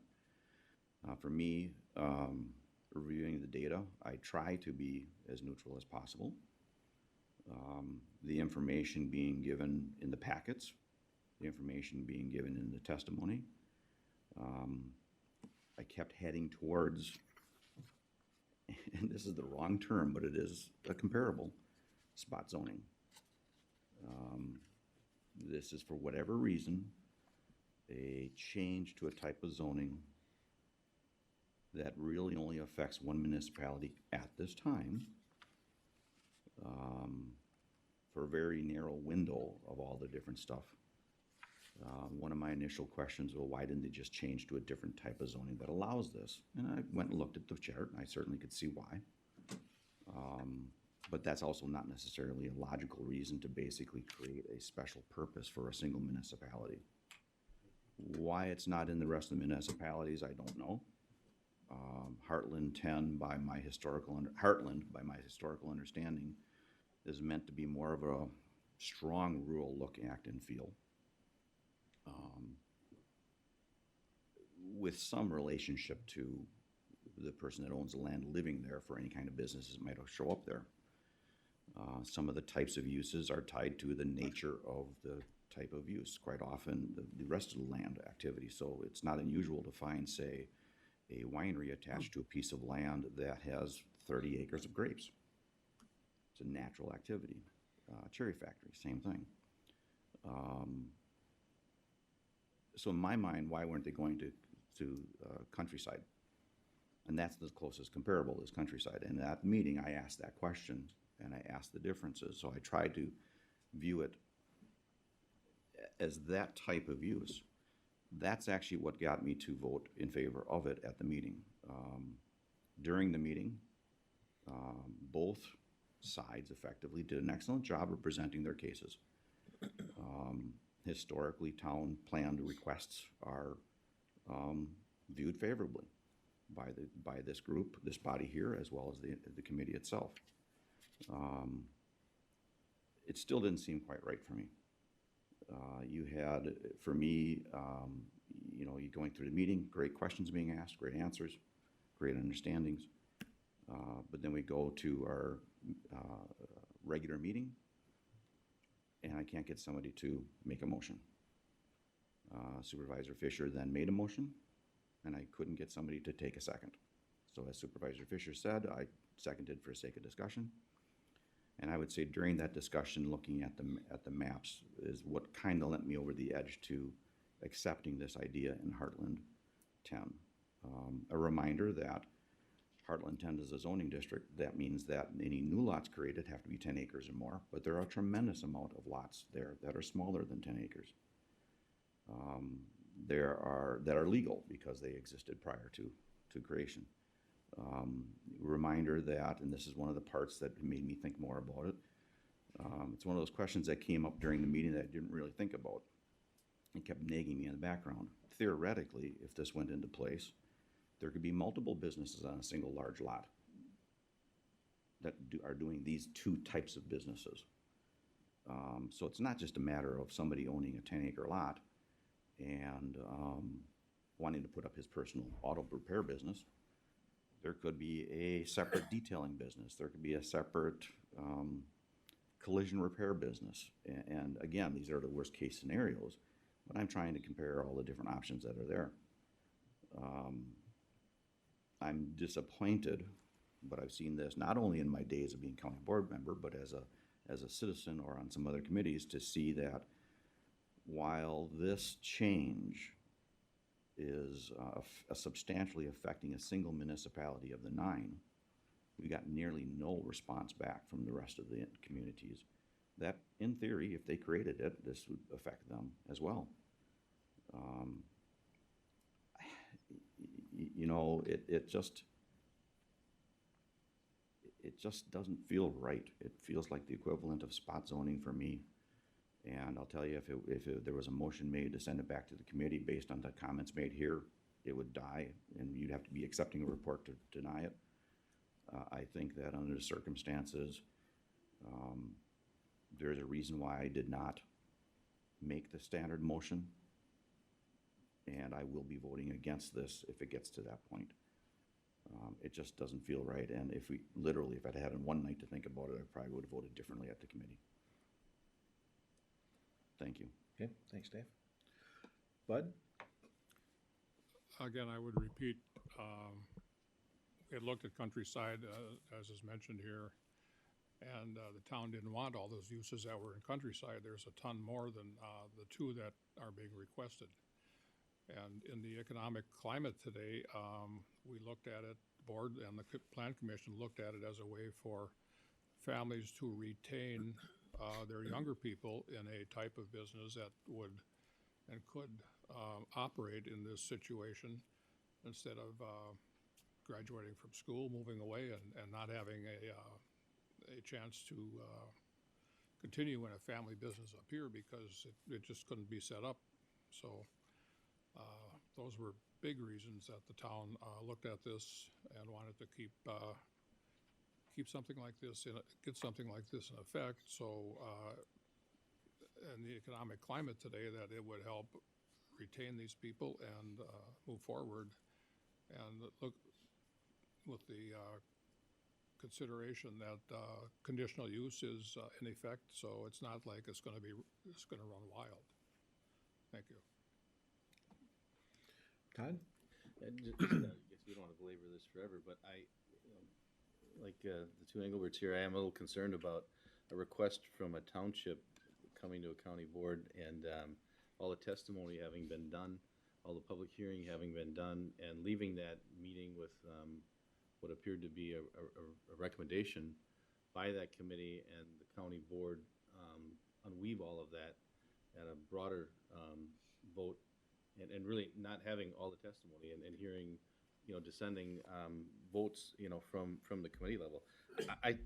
I feel a whole lot better of finding some way of getting this back at the committee, and obviously today, if it were voted on today at the committee level, we wouldn't be talking about it, because it sounds as though it would have been defeated. But I think the township should have the opportunity at the committee level, one way, shape, or form, no matter how, we've got to find some way to make that happen, and let them have their day in court, so to speak, one more time in front of the committee. And if that vote is still, no one doesn't get out of the committee, then, I think that's where that belongs. Because from a broader county board perspective, we weren't there that day, and we started out hearing that this passed 4-1, and, through a few comments here, it's quickly unraveled. That town wants it for some reason, whether it's to clean something up, whether it's for economic development, which Bud has said. It's a township that's trying to address some issue that they have. Who am I to vote against that without hearing, what the public hearing was? And I don't know if we come to vote today what it's going to be. I think it might be a fairly close vote, and I don't know, does it have to be a 2/3 vote or 50-50? I'm not sure. Just majority. I'm not exactly sure where that's gonna go. If it doesn't pass, somebody needs to go back to that town board that thinks they have a recommendation and a resolution that came fairly solidly supported, and say it didn't pass, and the reason why. Again, I don't know what that is. I'd be happy to make the motion to get it to go back, as Dan had mentioned. And I hear you, Dave, in regard to what are we gonna do with this at the committee level? But should this county board really be voting this down, not having been at that hearing, not hearing the testimony, and a town board doing the right thing and coming through the proper channels to try and get something changed that obviously they're compelled to think needs to be changed? So I think the only way to do that is to have another public hearing. So I don't know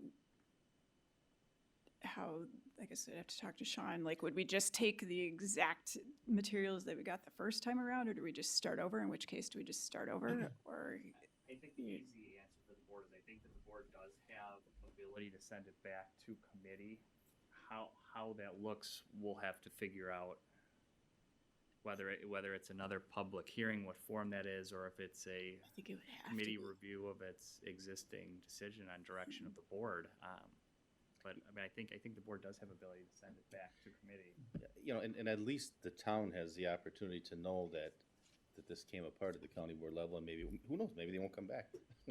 Maybe they'll say, oh, geez, the writing's on the wall, this isn't gonna get through the committee level, we have to reshape. But to be clear, though, and I guess, Sean, and I've never had this happen. There's always been either a motion to deny, recommend, or modify coming out of county board. So if we're going to send it back to the committee, I can't even think of a way that we would do it without having a hearing, unless there's not going to be one single more piece of paper or phone call or anything else looked at, and they would just look at the record that they had from the original hearing to see if they come to the same conclusion, to then bring that back to you. Because it wouldn't be fair to let, the town or the neighbors or whoever, like, bring more stuff in without doing it as a full-blown public hearing. And I can tell you, we did do a mailing. We did 2 mailings, because we do 2 mailings as part of every public hearing to everybody that was zoned Heartland 10, and it was not inexpensive.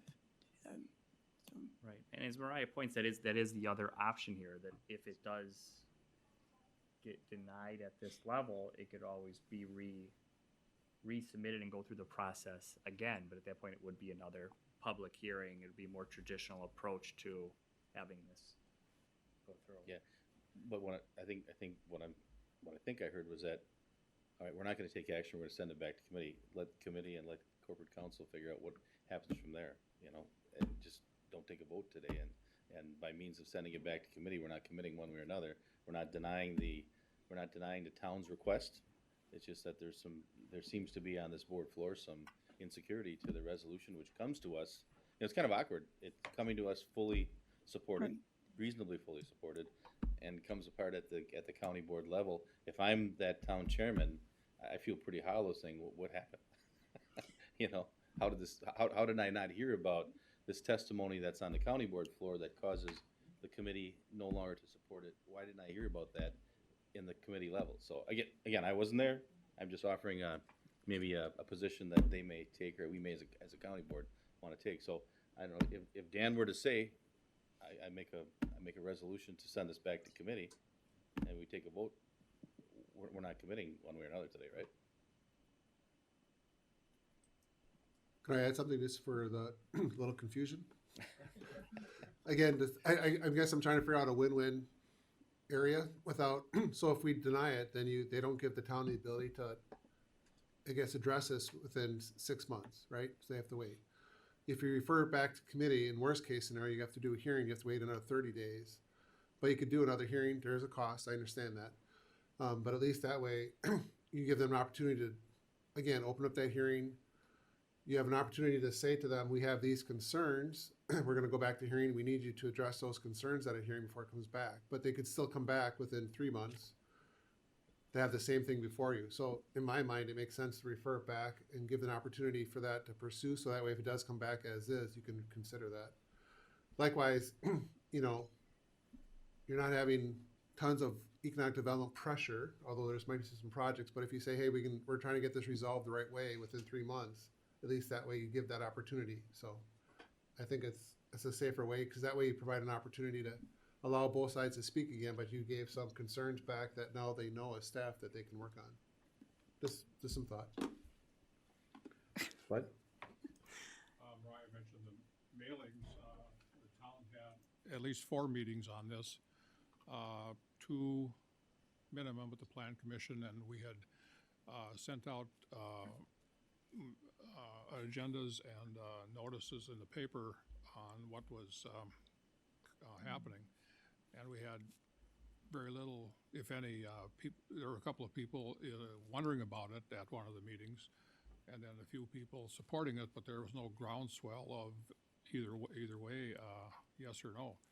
So it was advertised, people knew about it. I don't know what the response was at the county level with the mailing up here, but at the town level, there was no big input from anybody against it. So the plan commission and the town board felt confident going ahead that it wouldn't be too exciting to people in Liberty Grove if this was changed. Bob? Thank you, Mr. Chairman. I do appreciate the background. I'm not on RPC, so I'm learning a lot here today, but it also, again, this feels, just doesn't feel right for me, but I do have a procedural question. What if everybody in this room abstained on the vote? Does that do anything for us? Or is that just dumb? It wouldn't pass. You wouldn't get the necessary. So it would just fail? It would fail. So it's, abstaining is the same as voting against it, essentially? Okay, thank you. Dave? So procedurally, my past experience, and this includes off of the county board, these kinds of things go through their public hearing at, well, the department has its policy of getting the municipalities to do their due diligence, communicating to the various communities and that stuff and that. Then it becomes before RPC, and that now we start into the statutory obligations. The RPC, whatever that group is, makes a decision with a recommendation to the full county board, which is where we're at today. I have never seen any statutory ability to send something back for further review after that point. It makes me nervous to think that. So my real question, Chair, would be, before we jump over to that state stuff, is it possible to take an informal by hands decision? Should we vote on this topic, or should we vote on the motion as presented? Or should we make a remove it and go to a motion and send it back to the committee? Well, I know Sean will step in this, but right now we have a motion and a second on the floor. Which we have to act on. Which is what we would have to act on. Right. I didn't study the statutes before I came downstairs. There is one instance where it can get sent back to the committee, but that's if it's a recommendation to deny to you. And that is explicitly written in the statutes, that if a recommendation to deny is brought to the county board and the county board doesn't want it to be a denial, they can tell the committee to go back and bring forward a proposal in favor. So it's only if the recommendation was for denial that trigger could be triggered. That's my recollection. I did not reread the statutes before I came down. Sean? Yeah, another potential solution that Administrator Pavic brought up was the board could postpone the decision for another month. That would give me some time to dig into what is authorized in this circumstance. How would a sending it back look? what would that involve? And I could report back to the full board at a time certain, and then we'd have a better view going forward of what it may look like. Given the fact that we've had the style of conversation that we've had at this board level, that I can't say that I've seen before. And if there's a strong enough desire to do that, that would be a vote then, right? Somebody would have to make a motion to postpone it, okay? So, that pretty much answers the question I just asked of the chair, which was a hand of informal decision. That is the only sensible thing beyond just simply voting on the topic, which it would make sense. Because we are in that gray area. I've never seen it. I'd make me nervous to do a decision if we do it differently than what the standard procedure was. You need a motion for that to happen. I won't make it. Is your motion on the floor already? Okay, wait a minute. So Okay, how are we for- doing that? Wait. We have two people that are still in line for the floor. It's like what we did for, what was the thing that I brought up? Motion takes precedence. That's right. So, a motion would take precedence, right? Amending motion would, no, not an amendment, a motion. A motion before the floor would be to table the decision to a date certain. And at that point, when it comes back before the board, you could approve it, deny it, you could amend it. So lack of a better understanding, the intent would be, okay, we have a motion, we have a second that we have to act on. But if somebody made an independent motion to postpone until a given date, so that the knowledgeable individuals could come back to us at that next meeting with statutory authorities of what we can do.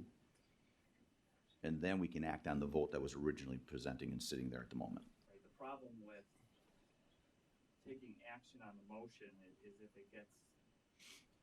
would get denied, or then the bringing it back before the board has certain ramifications on who can do that in the Right, parameters. So right. it does add some difference in that regard if you went the other way. It gives us a window of time to get a better, clear statutory understanding of what we really can do, right? As far as sending it back to a committee or denying it, making them come forward again 6 months from now, denying it, giving them permission to immediately reapply, which we have done I was gonna 6 say, months ago. the RPC does have the ability to waive that 6-month waiting. Right, and we have done that. We did that about a year ago, where the recommendation to the county board was to deny the application, and it was a similar issue.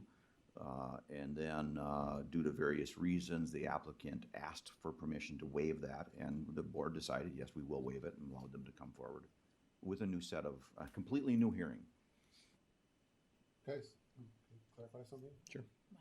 So again, if you're gonna do this, you have to recall, it's a motion to postpone to a date certain, so you say motion to postpone until January 24th, right? And all it does is it doesn't go back to committee. What it simply does is it's like we take a long recess until then. The same motion when it's on the agenda will come back. You don't have another motion on because it comes on the floor as if those motions were made with the motion and the second. And then Sean's gonna give you an answer. Statutorily, I can do this, or we can do this, but you're still at the same decision point as you are right now. You approve, deny, or amend. We're just, in essence, you're just pausing until you get clarification of what you can do. So it's pretty simple if you do that, but it requires a motion. And Roy and Nissa have to be here in January. I have no other plans. I'm just So, saying, part of yep. the constraints you're talking about is the two people on the department, because we really need that. So we still have people in the queue, so Right. either we continue with the queue or you have to have a motion on the floor. Bud? Just a little bit of history here. When the county went through a comprehensive revision of the plan, I think it was 96 maybe, right in that range. The town had looked at these uses here, HL 3.5, 5, and 10, and struggled with all the uses that are we're looking at here in comparison to other zoning categories, including countryside. And the town at that point, I remember the discussion, and I think it was, I don't know if it was Bill Casey or one of the other supervisors, said, well, if they were real hesitant on adopting these categories, and they looked at the uses, and after a lot of discussion meetings, they said, well, okay, let's do it. If things don't work out, or if there's issues, we should be able to change some of these issues. Well, since '96, the town went ahead and adopted, hopped back into county zoning. Since '96, things have gone along pretty well. There haven't been a lot of requests for changes until lately. Now these changes came along, and now the town is looking at changing some of these things as we're talking about and debating here today. So that was what the town did in good faith back then. They adopted the plan, the zoning, with the idea that if things don't work out, that modifications could be made, and that's what the board's trying to do here. But now it sounds like there's definite opposition to what the town wants. And like I said, at this point, up to this point, what they applied for, they didn't want countryside because of all the uses that were allowed there, feeling that this was a minimum way to go, and that's, again, why we're here today. Thank you.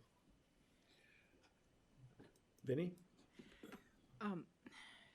I guess we maybe have solved this procedurally, but it seems that as we keep discussing, it's almost like new information coming forward, which would happen in a public hearing. So it's a little bit fuzzy for me to figure out where the line is of what was presented. And then like the report has very little information unless that is what was in the public hearing. So it's hard to have a lot of the information. Like I wouldn't know, for example, without more research, like what is allowed in trade and contractor area versus a retail. I mean, it seems obvious. With retail, you're selling things, but trade and contractor, what are the limits and bounds of what that business looks like? There's a little bit of that information and why the town necessarily picked that over another use that's there.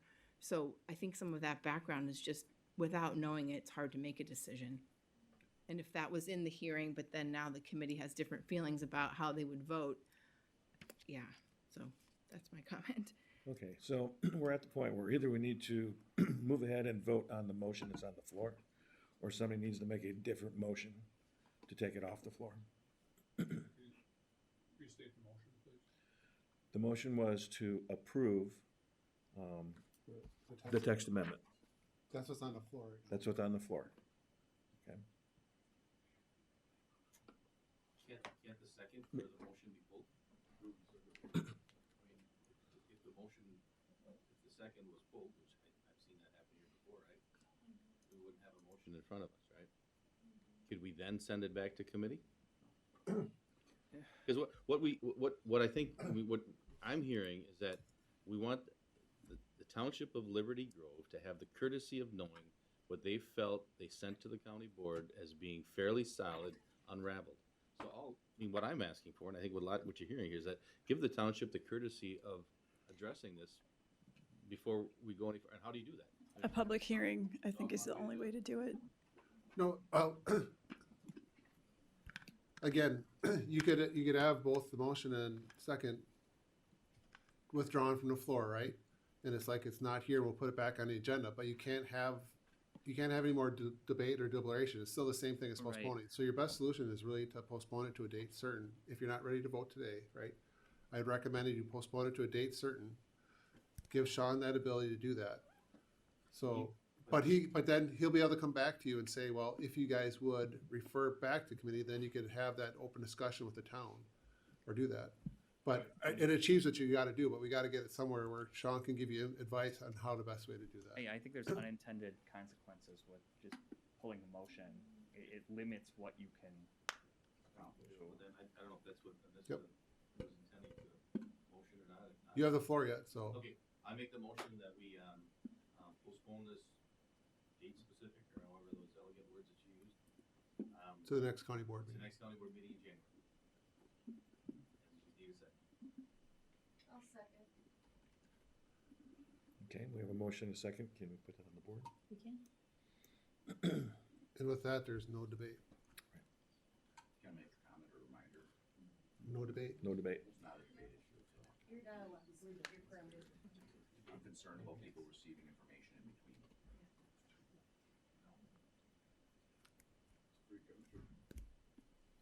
Motion to postpone is on the board.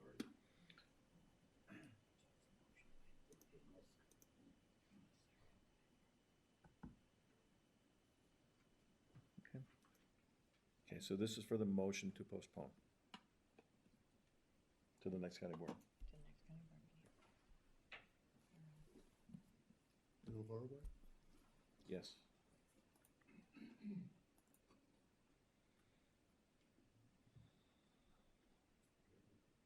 The motion to postpone is passed by a vote of 16 yes, 5 no. So it is now postponed to the next county board meeting. But remember, don't take any new information.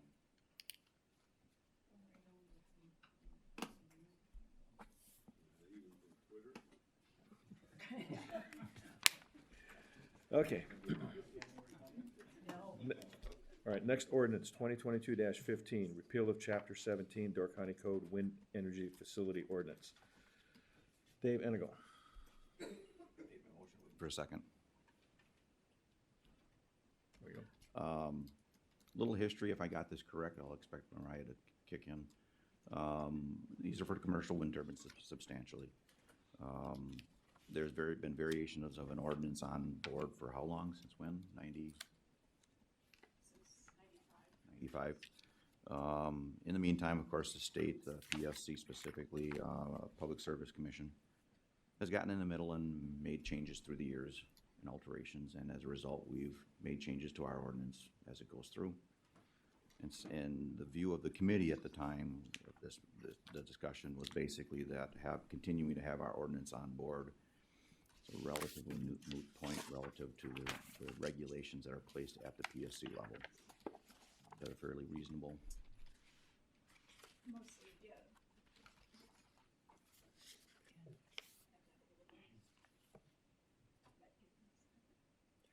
Turn Mariah's microphone. There we go. Yeah, so basically we have regulated wind turbines to some extent since at least the mid-90s. This ordinance was written as a standalone ordinance in 2007. We pretty much can't enforce half of what's in here now anyway because of what Dave said with regard to changes at the state level. There's been some discussion at the Resource Planning Committee about what happens after this. The inclination when we talked about it, although it wasn't a final decision, was that we probably would not have an ordinance moving forward because the state basically outlines like what all the regulations are. And we don't have the engineering and other capability to be able to look at any of these plans to make informed decisions about what kind of structures they're putting up. But yeah, basically we cannot enforce this ordinance. Due to the state changes we've made, how many revisions to this in the past? Like 3 or 4? I didn't go back and look at how many, a couple. But this one is definitely not consistent with the state statutes right now. Yeah, so basically, if we don't repeal it, then we'd still have to go back and revamp it to meet statutes. Any other questions, discussion on it? If not by voice, no, we have to roll call, sorry. I know you want to.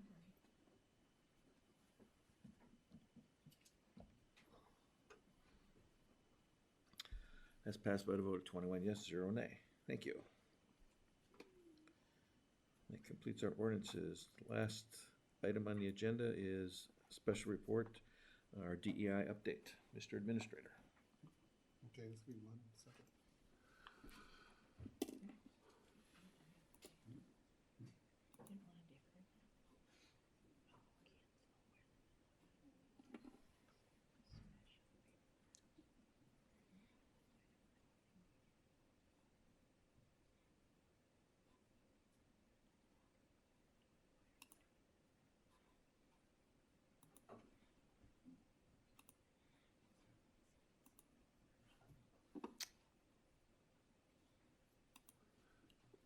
Okay, so what I'd like to do is, actually after Dave's request, I did a presentation at the WCA conference on diversity, equity, inclusion.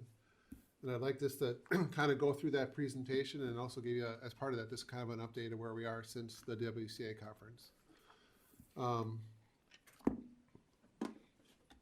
I'll just dive into it of kind of going through. I get this back up to the thing. So really, at the conference, I just gave a little bit of background about our county, but I thought it'd just be nice for everyone just to kind of hear it again. Obviously, we had the new census, our population in terms of its projections. Again, some of this stuff wasn't current from the census, but it gives us a breakdown of our demographics. Obviously, the population just over 30,000 now, and you can see our breakdown of our race and ethnicity. So obviously, predominantly a Caucasian population for the county itself. We also, as part of the presentation, we kind of brought up the reason of why we're looking at it. And if you look at some of our data, it kind of gives you a different picture. So in some ways, some of the numbers that were provided through the state, it kind of gives you that poverty level of 8.3%, whereas you can see the comparison with Wisconsin, which is around 11%. And if you look at that as compared to the United States, about 12.8%. Then also, just as a quick summary in terms of our demographics, this gives you our population age range. And you can see kind of where, as you know, we've been said multiple times, we're an aging population, or we have a larger cohort within what you consider that above 50 age in terms of the demographics.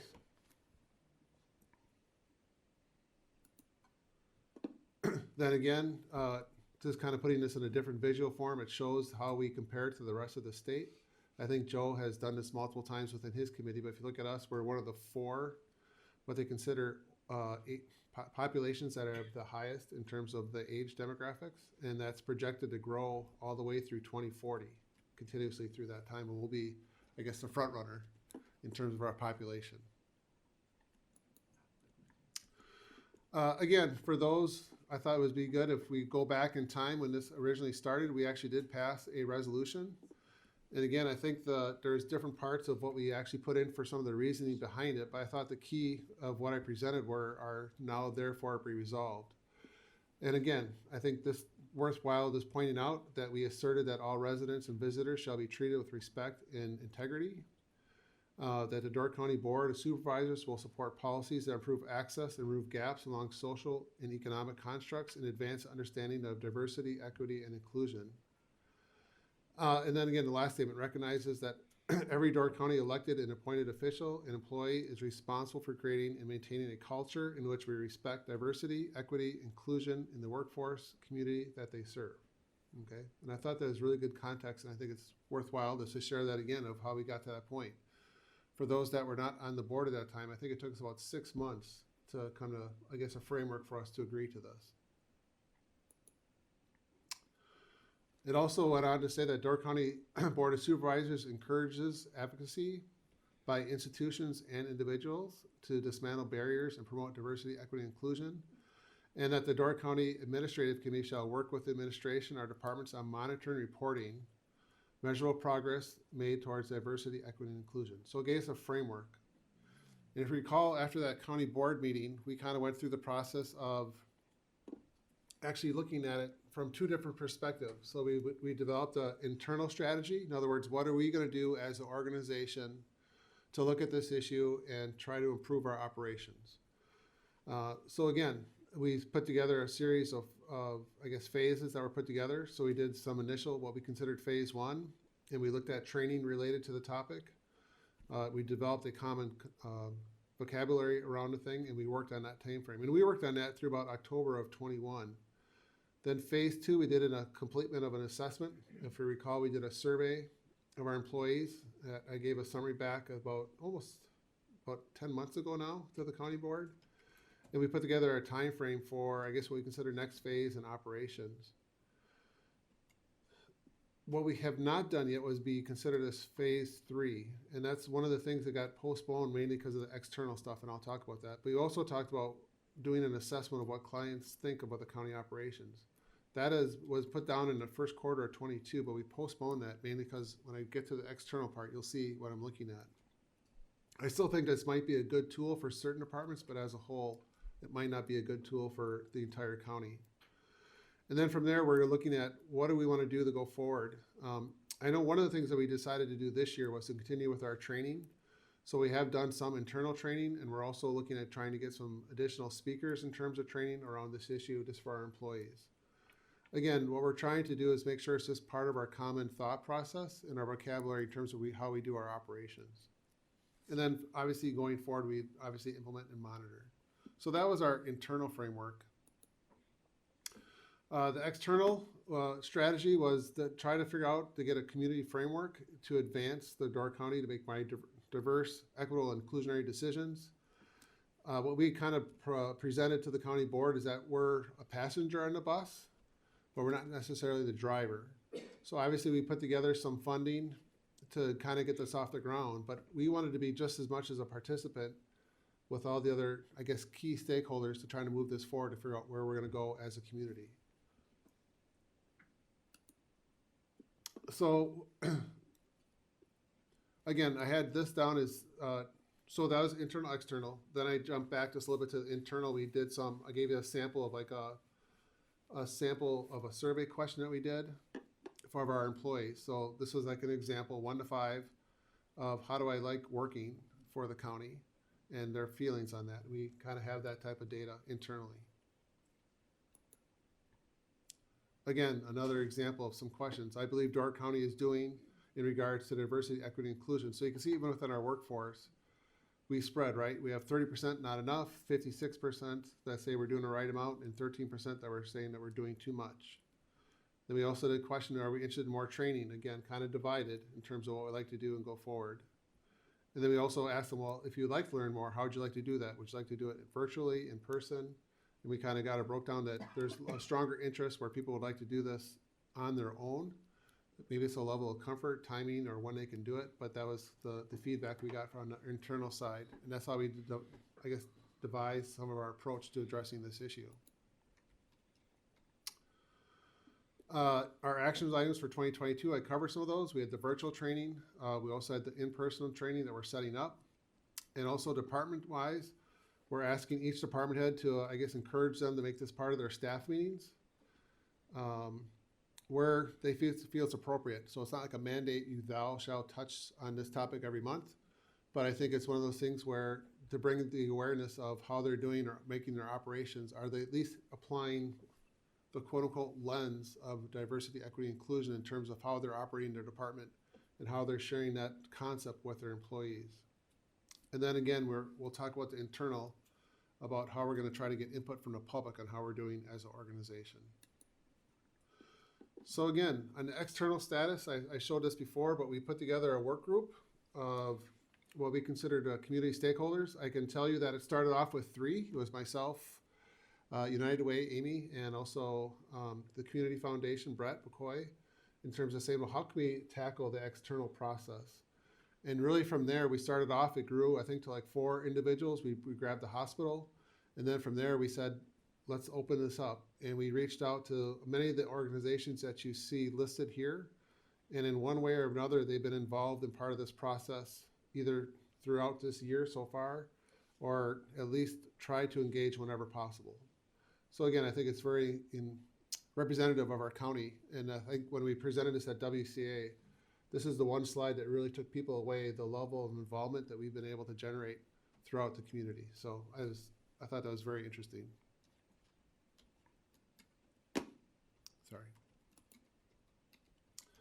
So the external process, again, when we were meeting as a group, I think it became quick to understand that maybe we're not even the right people sitting around a table to determine what we should be doing.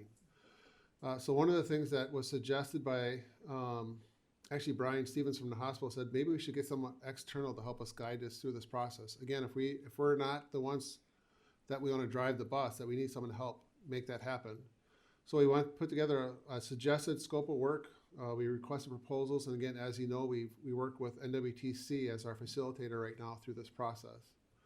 And this has been actually funded by the county, United Way, Door County Medical, and the Community Foundation all stepped up to contribute funds to make this happen.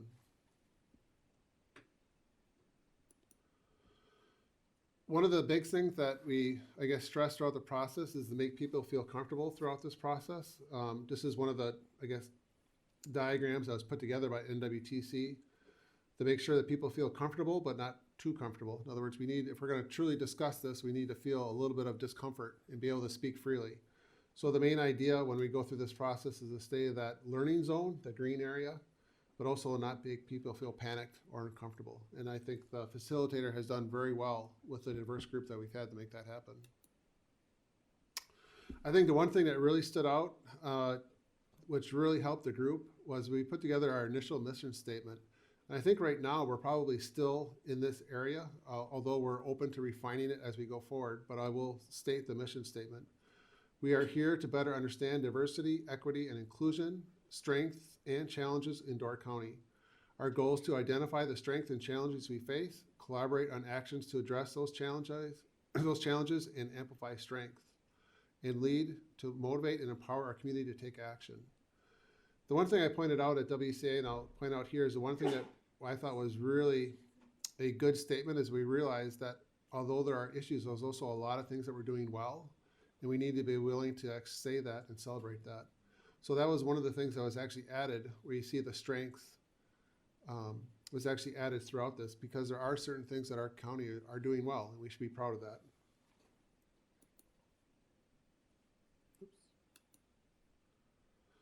The other thing was we also had a hard time struggling of where or how we discuss this in terms of an issue, and how can we, I guess, define an umbrella that could be used to help do that.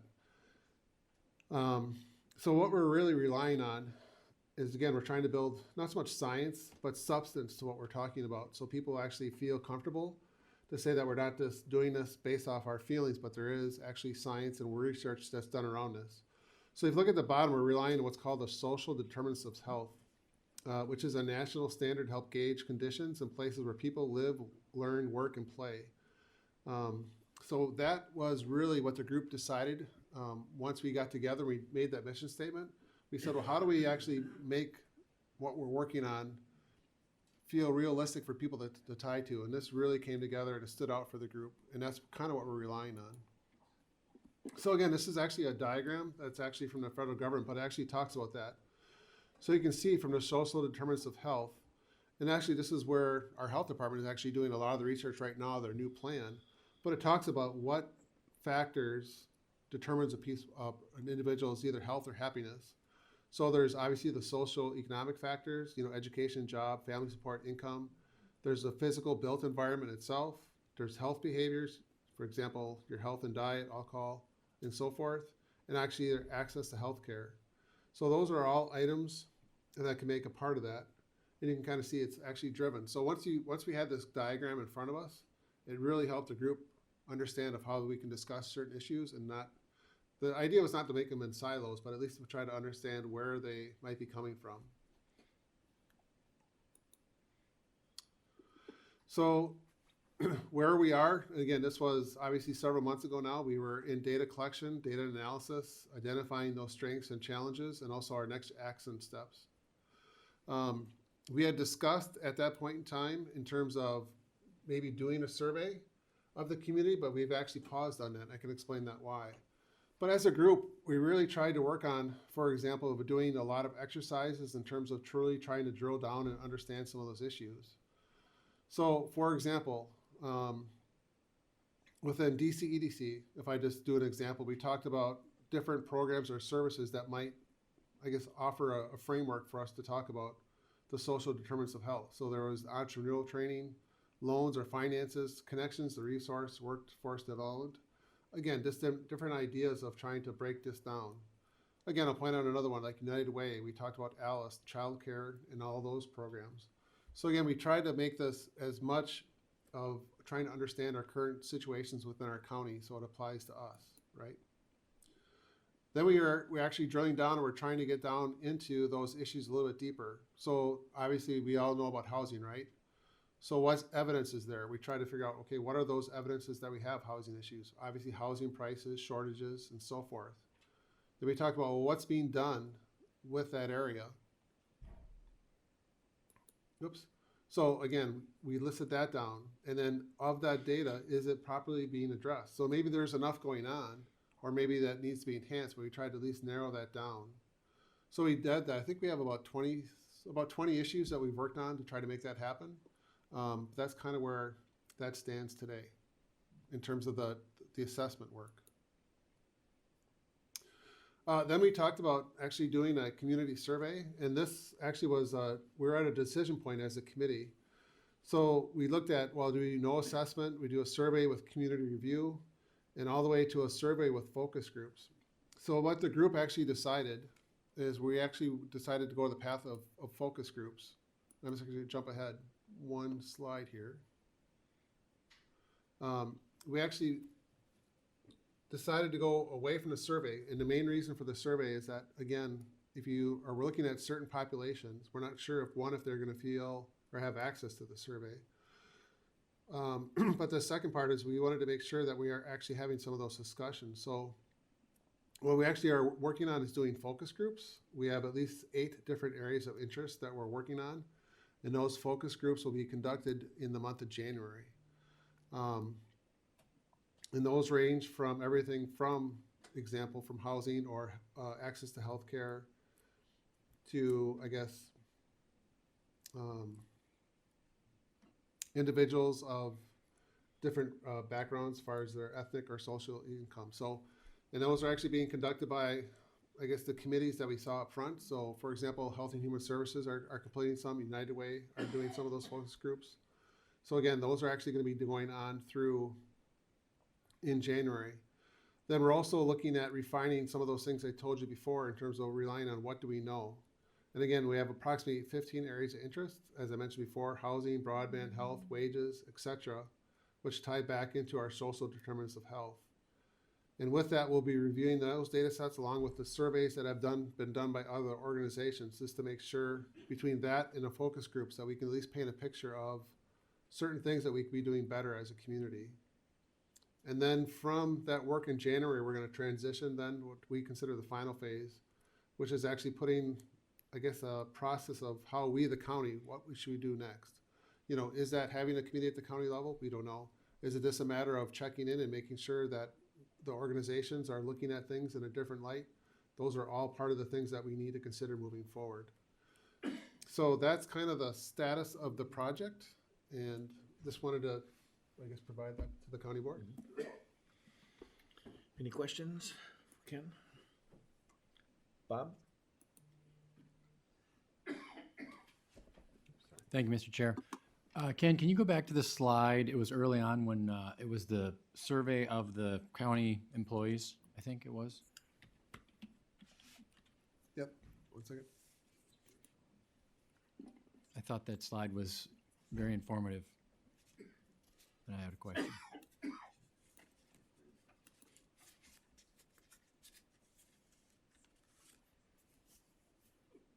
Right, that one. Yep. So, and I don't know if maybe you said it, is this was a voluntary survey, or was this, I mean, do we know approximately how many of the county employees that, you know, It took was this? somewhere around 180 something. I don't know the exact number offhand. I can get that. But it was a majority of people? But it was sent out to all employees, and they could take it. Correct. You know, I find it interesting, and I also like the image you showed about the comfort zone and the learning, stretching, and, you know, where you're panicked on the outside. I think, you know, if we stop and think about where our society has come in the last, you know, year, 5 years, 10, 50 years, on any of these issues regarding diversity and equity and inclusivity, I think we all can feel pretty good about, you know, things moving in a good way. And I think I look at these numbers, and my first thought was like, you know, it kind of shows that we do have more room to grow. People rank high that they like working here, but then, you know, lower is, you know, am I, you know, is my voice equal, or is everyone treated equal regardless of these cultural designations? So I think that's a good slide that shows that we do have more room to grow, and I appreciate the effort that you're leading this for the county, and it sounds great. It sounds like we have a good collaboration with other community leaders, and I thank you for the update. Morgan? I also just want to thank you for the update. This is one without like a county board oversight. It kind of just went into the abyss. So it's really great to see this. And I'm wondering if it's possible to get these slides posted onto the website at all. I get a lot of requests from Oh, sure. the public. I don't know where it goes, if it just goes under county board reports, but I think this would be really impactful for people who are wondering what that project looks like. Okay. Thanks. Anybody else? Thank you, Ken. No new business. Any oral committee reports? Anybody want to review any committee minutes? Sure. For the RPC public hearing, are those minutes, are the minutes taken and are those minutes available? They'll be available on the next meeting's agenda for approval. Okay, but the hearing minutes get, They'll be included. okay, thank you. I have two short announcements. The first one is, a couple of them. Joel obviously wins the ugly Christmas sweater contest. And then the second one is we did have a close call here between Jason and Dave Engelbert as far as the Santa hat, but Dave's suspenders and Ty won it, so Jason will have to work harder next year. I also want to take a moment just to wish everybody safe and happy holidays for you and all your loved ones, and thank you for all your hard work over the last year. I really appreciate that. And with that, a motion to, I'm sorry. We got a lot Two to items. cover yet. Yeah. Sorry. No, it's not on the agenda. It's an announcement. Okay. One, you guys probably received today information about the WCA Legislative Conference, which will be held Tuesday, February 28th and Wednesday, March 1st in Madison at the concourse.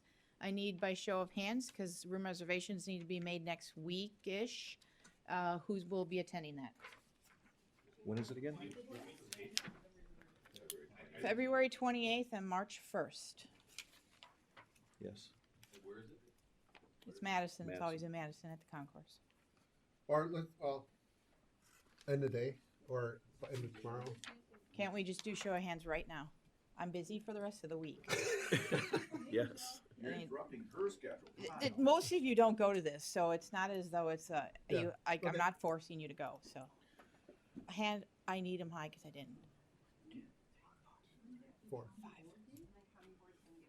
County board, we No. moved. County board is not February 28th. Yeah, I think last year we moved it to Thursday, or we could move it up a week. I have 5 of you. That sound right? Sounds right to me. Thank you. Okay, and then Hold on, did you change it? What? County board? No. No, Not we're yet. not doing that yet, right now. if we only have 5 attending, we have a quorum, we can hold county board. I guess we appoint a chair because the whole of them will be gone. Okay, anyway. Yes. Right? Thank you, Bob. Okay, and then we are working really hard to try to plan a holiday gathering for county board, and nothing's really been working out. So here's our proposal that we're gonna throw out to you. We did poll finance committee, and there was several different ideas that came out of that. So we took it all together and mixed it up and said, how about this? And one of the suggestions was that we do something with our department heads, because county board doesn't usually get to mingle too much with the department heads. And a lot of you that have served on the board maybe don't even know most of our department heads. So we're proposing, and we want to know interest of this, to have potentially a later meeting next month, January 24th, so a later start time, afternoon, have our regular county board meeting, and then go to a venue for some hors d'oeuvres and cocktails and sodas, and with other county board members and our department heads. Is there interest in that, like a 4 to 6-ish kind of event on Tuesday, the 24th? Some of us are gonna be at the road conference, at that time. I think there'll be 3 or 4 of us, just so you know. Okay, there's always something.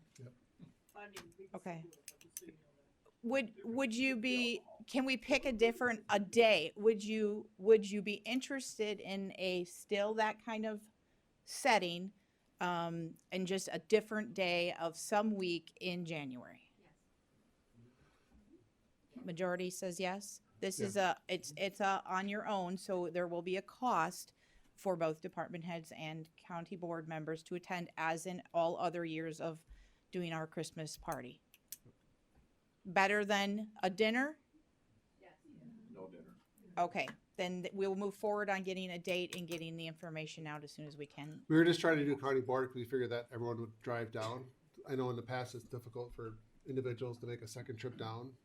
So we figured, well, if we have the whole county board here, we did a later meeting, we could do it. And if people want to drive home, they could, but if they want to stay and then do the festivity, then that'd be fine. So that was the logic of using the 24th. But we'll work on another date, make it happen.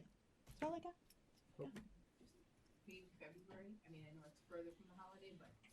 Next year, Ken will be starting the planning process in September, so as we are not out sitting, maybe we'll just take them Okay, out what of the else you have? mix. Anything else? No, that's it. Okay. So the next county board meeting is Tuesday, January 24th at 10 a.m. Todd? Yep, not for long this meeting, but, I was prodded and anointed the most jolly guy on the floor today, the most jolly supervisor. So, thank you for the Merry Christmas wish to all the supervisors and fellow supervisors. It's been a good year, served together. I think we did some great work and grew as a board the last 8 months, but, probably more importantly, on behalf of the board, I'd like to, on behalf of the board, wish a Merry Christmas to all of our county staff, our county employees, and our county volunteers that help make what it is that we do here in Door County special. So, how did I do, Jill? Excellent. Thank you. Don't get used to that job. Okay, motion to adjourn would be in order. Second. All in favor? Aye. We are adjourned. Thank you, everyone.